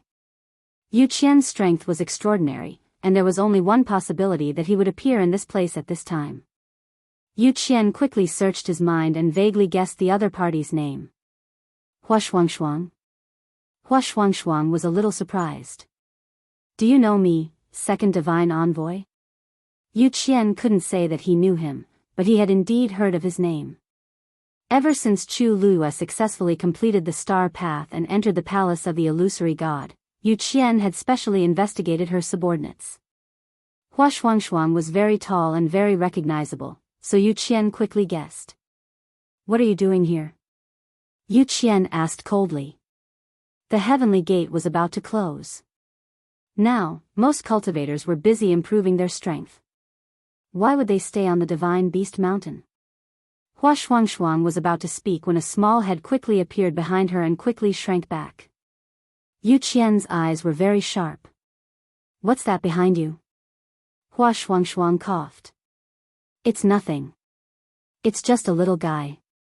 "Little guy," Yu Qian suddenly laughed. "Wind-stepping tiger?" Hua Shuangshuang's heart skipped a beat. Yu Qian's eyes were extremely sharp. Even if it was just a glance, he quickly recognized that it was a small wind-striding tiger. However, there didn't seem to be such a beast on the Divine Beast Mountain. And where did the one on Hua Shuangshuang's back come from?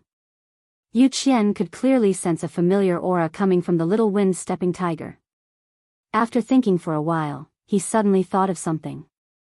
Is this the cub left behind by that animal? When he was bitten by the wind-striding tiger, he was extremely angry and killed it in a fit of anger. However, he did not expect that there would be a small one left behind. And now, it was following Hua Shuangshuang. Yu Qian stretched out his hand. "Give it to me." Hua Shuangshuang didn't move. He knew all too well what the Yu Qian wanted to do.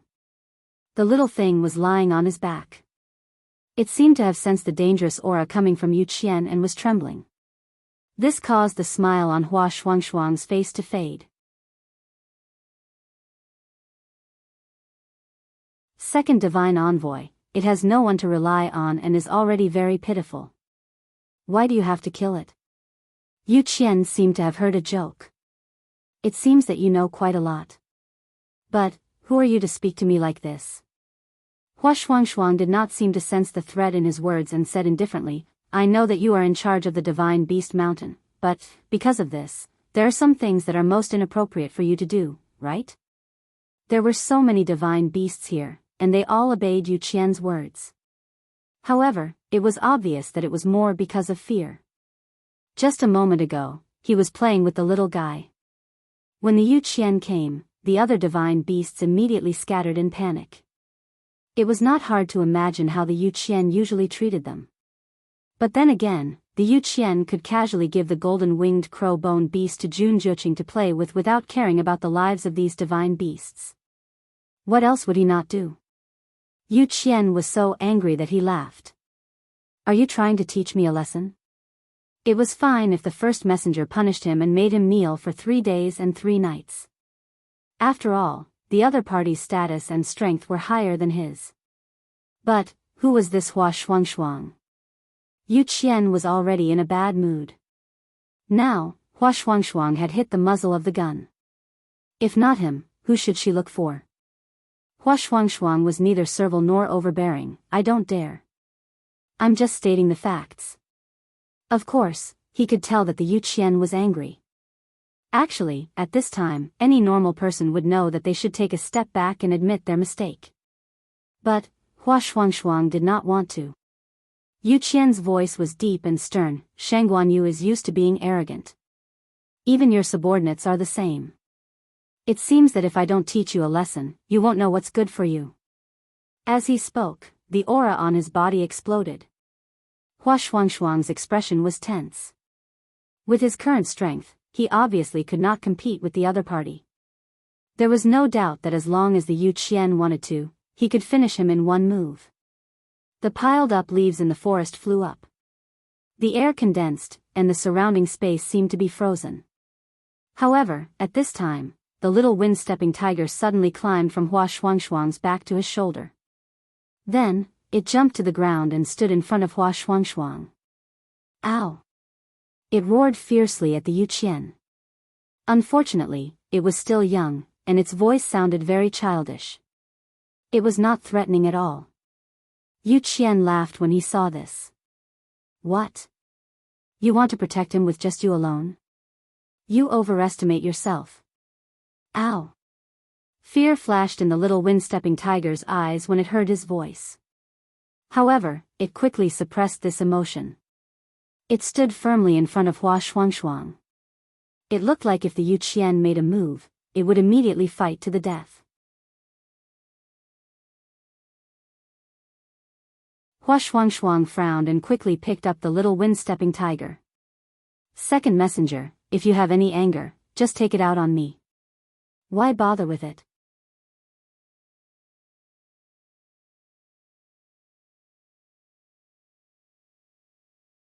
Chapter 2407. Yu Qian didn't think much of it. After all, he didn't care about both humans and beasts. He couldn't do anything to the first divine emissary, but how could he not punish Hua Shuangshuang? And this little bastard. Yu Qian rubbed the web between his thumb and forefinger. If he wanted to blame someone, he could only blame himself for being born in the wrong body. He had already killed the wind-striding tiger that bit him. This little one must be holding a grudge against him and wouldn't be able to be raised well. Since that was the case, he had to settle this once and for all. Therefore, Yu Qian's attitude was very firm. He glanced at Hua Shuangshuang and sneered, how strange. Speaking of which, it's not even your contracted divine beast. Why are you doing this for it?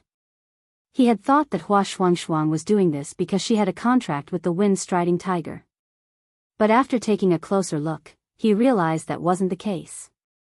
Hua Shuangshuang's actions were even more laughable in Yu Qian's eyes. A-oh! The little wind-striding tiger roared at Yu Qian again. Hua Shuangshuang stroked its head comfortingly and said, although we don't have a contract, a magical beast's life is still a life. These magical beasts were close to him, so he naturally saw them as friends.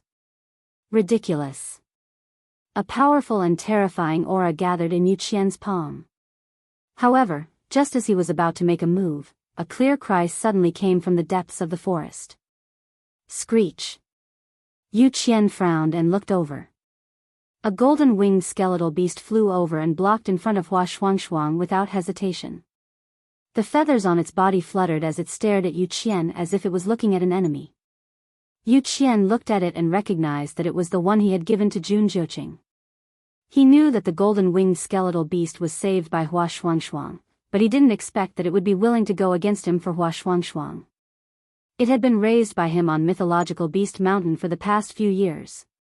Yu Qian just opened his mouth when he suddenly paused. His expression turned serious as he looked behind Hua Shuangshuang. A pair of eyes filled with hostility suddenly appeared in the forest. Then, a second pair, a third pair. A rustling sound was heard. The mythological beasts that had just escaped had all returned at this time. They all came to Hua Shuangshuang's side and confronted the Yu Qian from afar. Strands of piercingly cold killing intent swept over, causing Yu Qian to be both shocked and furious. Are you rebelling? Herb Mountain. After picking the rest of the herbs, Little Hachi pulled Yan Qing back. Little Hachi was in a good mood. Today, she had completed her mission of pretending to be lovey-dovey and made Xu Jing suffer a setback. On the way, she chatted a lot with Yan Qing. Yan Qing, on the other hand, was as silent as ever. Other than occasionally chiming in or answering her questions, she spent most of the time listening to her quietly. After talking for a while, Little Hachi finally remembered something. She looked at Yan Qing, blinked her eyes, and asked, "Brother Yan Qing, do you think I'm noisy?" Yan Qing's face was expressionless.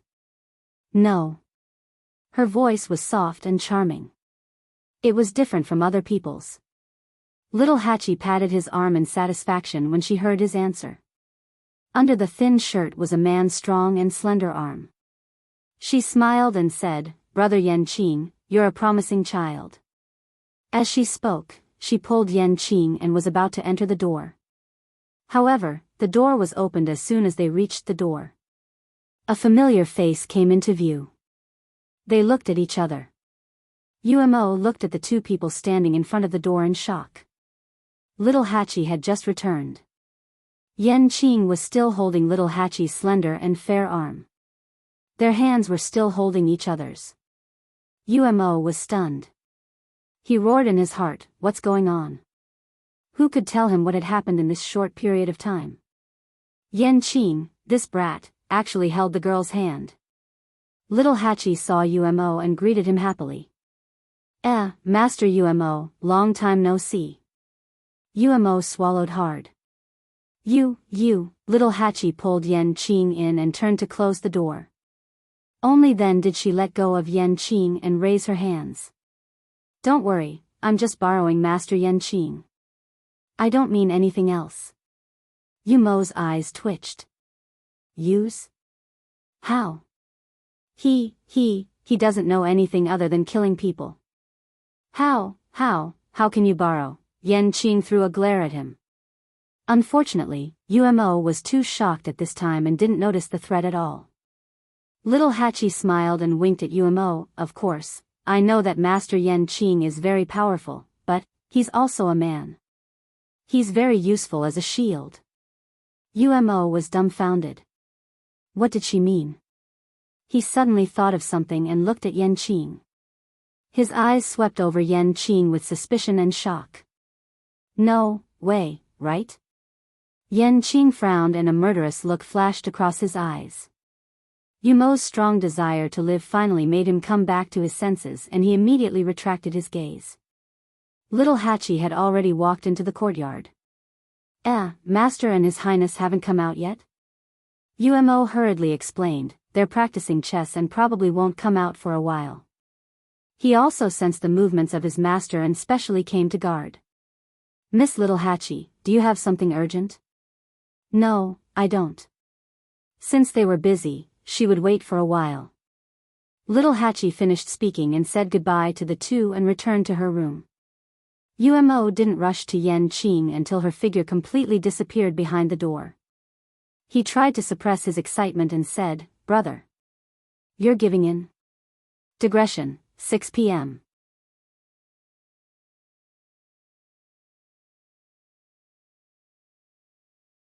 Chapter 2408. Yan Qing's gaze was as cold as a blade as he glanced at Umo. Umo immediately took a step back, fearing that the man in front of him would draw his sword. Hee, I'm just concerned about you. Yan Qing turned around and walked away, not bothering with him. Umo chased after him, unwilling to give up. Hey, say something. What's going on? Are you guys really together? Why didn't I know about it before? We're brothers after all. Why did you hide it from me so tightly? Yan Qing stopped in his tracks and looked at him coldly. Noisy. So noisy. Umo was hit hard. He covered his heart with one hand and was extremely sad. You heartless person. If it were someone else, I wouldn't even bother to ask. You, wait. He suddenly realized that something was wrong and widened his eyes. You mean, it's true? This kid didn't deny it. Yan Qing frowned slightly. He pursed his thin lips and was about to leave. Umo was so shocked that he froze on the spot. Damn! Little Hachi is so beautiful. Why is her eyesight so bad? Umo's voice stopped abruptly. He looked down at the scabbard on his neck and forced a smile. He stretched out his fingers and carefully pushed it away. I was just joking. Didn't he just say something from the bottom of his heart? Did he have to be like this? What's more, this was the truth. Tell me, what does little Hachi see in you? Umo looked at him from head to toe and clicked his tongue. There are so many people chasing little Hachi. What does she see in you? Your facial paralysis. Yan Qing's gaze was so cold that it could kill. Umo raised his hands. I'm telling you, I'm here to protect my master. If you kill me, all these things will fall on your head. Yan Qing kept his sword. Umo leaned forward and asked in a low voice. But speaking of which, does little Hachi know your identity? Yan Qing's expression froze. Umo snorted. I knew she wouldn't know. Now, even the master's identity had not been revealed, so how could they? I think little Hachi has a short temper. You'd better be careful not to lie to her. Otherwise, in the future. Yan Qing frowned. She has a good temper. Umo staggered and almost fell to the ground. What did you say? This brat. Had he forgotten how little Hachi had chased after him and made trouble for him? Although Umo wasn't familiar with little Hachi, he had heard a lot of rumors about her. That was a powerful person who would slap the 8th divine emissary in the face if he didn't agree with him. How could such a person have anything to do with the words very good temper? Yan Qing didn't even look at Umo as she left. Umo? He seemed to have been despised just now. Time passed. In the room, the game between Chu Luyue and Rong Xiu had just begun. Chu Luyue's palms were sweaty. Now, every time she placed a piece, it would consume a lot of her energy and strength. Therefore, her speed was very slow. Compared to the calm and composed Rong Xiu, she was in a difficult situation. Now, she could basically confirm that the black divine power in Rong Xiu's body was not weaker than the golden divine power he had always shown to the outside world. In fact, it was even stronger and more unpredictable. You've let me win so many times in the past. You're really patient, Chu Luyue snorted. Rong Xiu's lips curved into a faint smile. I've always been like this to you. And his patience wasn't just limited to this. He didn't say the rest of the sentence. Chu Luyue rubbed the space between her eyebrows. She originally thought that this game could be over quickly. She could hold down Rong Xiu and get to the bottom of it. But now, it seemed that it would take a lot of time. At this moment, a loud sound suddenly came from outside. Boom! Chu Luyue was shocked and immediately looked up. A silver tianlei quickly streaked across the sky. Chu Luiyue was stunned. The lightning pool had been sealed. Logically speaking, it shouldn't. Boom. Boom. Boom. As if a door had suddenly opened, several Tianlei streaks came one after another. It was late at night, and the sky was dark. The appearance of these Tianlei instantly lit up the entire courtyard. It was dazzling. Most importantly, they were all heading in the same direction. Chu Luiyue was stunned for a moment, then quickly realized that it was the direction of Taizu. Was he refining a weapon? And this movement seemed a little different from before. It was more like, Chu Luiyue's heart skipped a beat. Taizu was trying to refine a divine artifact.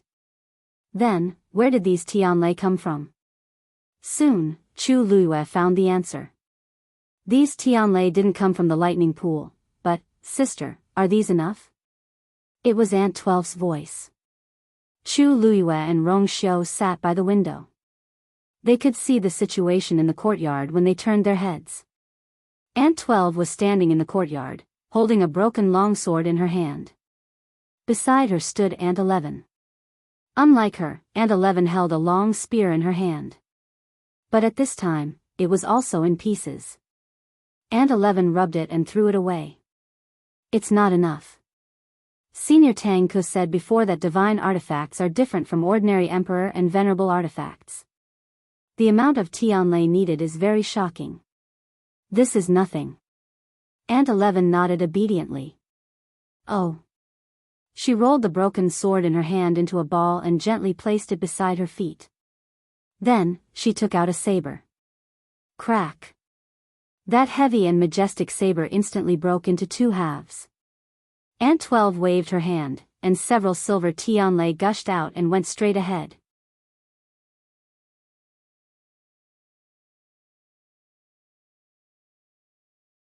Chapter 2409. Chu Luiyue was speechless. After so many years, why did these two girls seem a little different from the others? If I'm not mistaken, that saber is a venerable artifact, right? And I've never seen it before.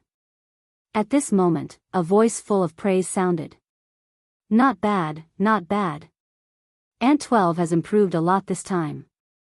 Chu Luiyue turned her gaze and saw Tang Ku standing not far away from the two of them with his hands behind his back. He was looking at the two of them with a gratified and appreciative expression. The quality of these venerable artifacts can only be considered average.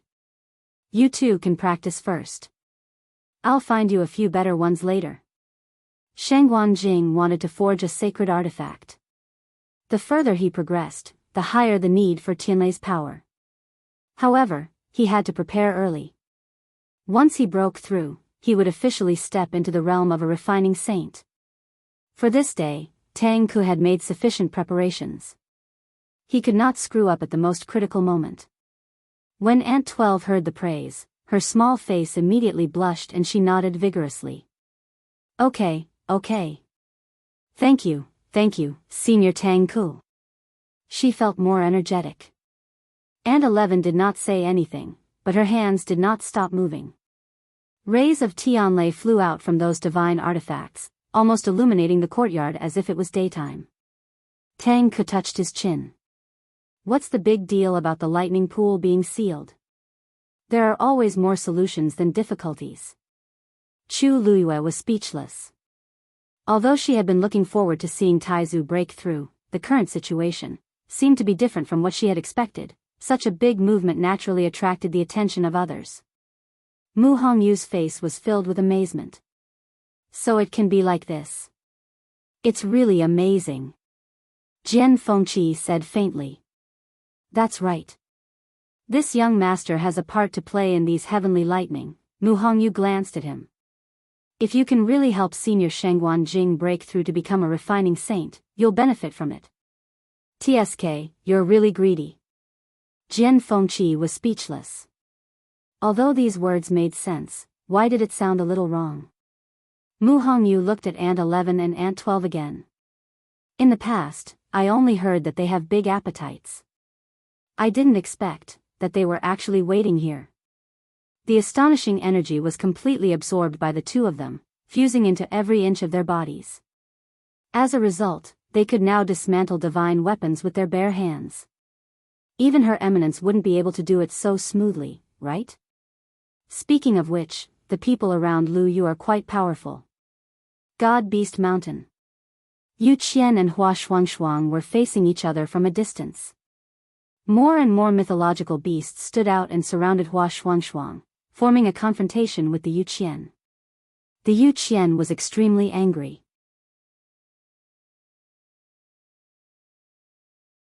Just as he was about to attack, he suddenly heard a voice. Wait! Yu Qian frowned and turned around. When he saw who it was, a trace of astonishment flashed across his face. Patriarch Mao Zhen? Mao Zhen walked over with a smile. Second Oracle, you're finally here. Waiting for me? After all, the other party was the patriarch of the Great Phoenix Dragon clan. Yu Qian's attitude was still considered polite. Patriarch Mao Zhen, are you looking for me? Of course. I wanted to have a good chat with you some time ago, but you didn't leave the illusory god palace, so I waited until now. Mao Zhen spoke as if he had just seen Hua Shuangshuang. Oh, there's someone else here? His eyes swept across the mythological beasts around Hua Shuangshuang, and finally looked at Hua Shuangshuang with a deep gaze. Hua Shuangshuang cupped her fists and bowed. Greetings, Patriarch Mao Zhen. Mao Zhen waved his hand and smiled at the Yu Qian. Second Oracle, I wonder if it's convenient for us to talk. Yu Qian frowned quickly. After thinking for a moment, he nodded. Patriarch Mao Zhen, please. As he spoke, he stared at Hua Shuangshuang. He couldn't touch him today, but there would be plenty of opportunities in the future. Mao Zhen didn't seem to notice the subtle atmosphere between the two. Second Oracle, please. Then, Yu Qian and Mao Zhen left together, leaving only Hua Shuangshuang and the other mythological beasts. After the threat disappeared, Hua Shuangshuang exhaled softly. But for some reason, there was still a breath in his chest. It was uncomfortable and couldn't go up or down. Ow! The little wind-stepping tiger shouted in his arms. Hua Shuangshuang looked down and saw that the little thing was still trembling. It was obvious that it was still scared. But it still ran out without hesitation. And the surrounding mythological beasts, if it were someone else, they would be very happy and proud to have so many mythological beasts protecting them. But now, Hua Shuangshuang's heart was particularly heavy. When he saw the tragic death of the wind-stepping tiger last time, he knew that the second oracle in charge of the mythological beast mountain, Yu Qian, was not an easy person to deal with. Now that he saw it, it was indeed so. In his eyes, these mythological beasts were just objects that could be dealt with at will. He didn't care about them at all. Other than the wind-stepping tiger, there were many other mythological beasts that had similar or even worse situations. Hua Shuangshuang took a deep breath. Thank you for this time. You can all go back. As he spoke, he raised his arm and the golden-winged raven-bone beast flew to his arm. He lifted his foot and left. Only a few reluctant gazes fell on him and wrapped around him. Hua Shuangshuang walked for a distance and stopped again. He lowered his head and looked at the dumpling tongue hanging on his waist. Peach Blossom Cove.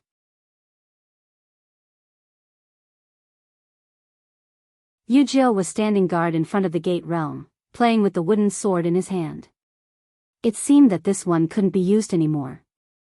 He had to get a new one. But fortunately, his big brother left him a few before he left. Suddenly, a distant sound of a zither came from the gate realm in front of him. Yu Jiao was shocked and immediately looked up. He saw a figure faintly visible in the dazzling mirror embedded in the gate realm.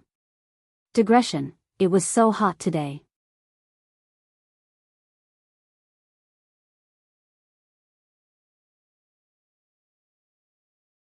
Chapter 24:10. It was the figure of a woman. The light was blurry, and he could only vaguely make out a rough outline. Yu Jiao's heart skipped a beat. He subconsciously tightened his grip on the wooden sword in his hand and stared at it. Ever since this mirror appeared in the gate realm, this was the first time something like this had happened. He stared at the figure without blinking, trying to figure it out. Unfortunately, the scene was too vague, and he couldn't tell what it was. A faint pressure gradually spread out, and it even made Jiao feel a deep sense of reverence in his heart. This is, however, in just a moment, the figure gradually dissipated. The dazzling light on the mirror shrouded over again, covering everything. It was as if everything was normal. However, Jiao couldn't relax. He had never felt such a shocking pressure before. How could there be such a figure in the mirror? And who was that person? Jiao was a little uneasy. However, for a long time, that scene didn't appear again. After a long time, he finally exhaled softly and looked back. On the horizon, a silver bridge stretched across the sky. It was quiet, majestic, and sacred. More and more Tianlai gathered. Shangguan Jing stood in the air. In front of him, there was a saber floating quietly. It was a long saber made of dark green copper. The blade was about 3 fingers wide and 1 finger thick. There was a groove on the back of the saber. At this moment, countless silver Tianlai came one after another and poured into the long saber in his hand. Sparks flew everywhere, and thunder rumbled.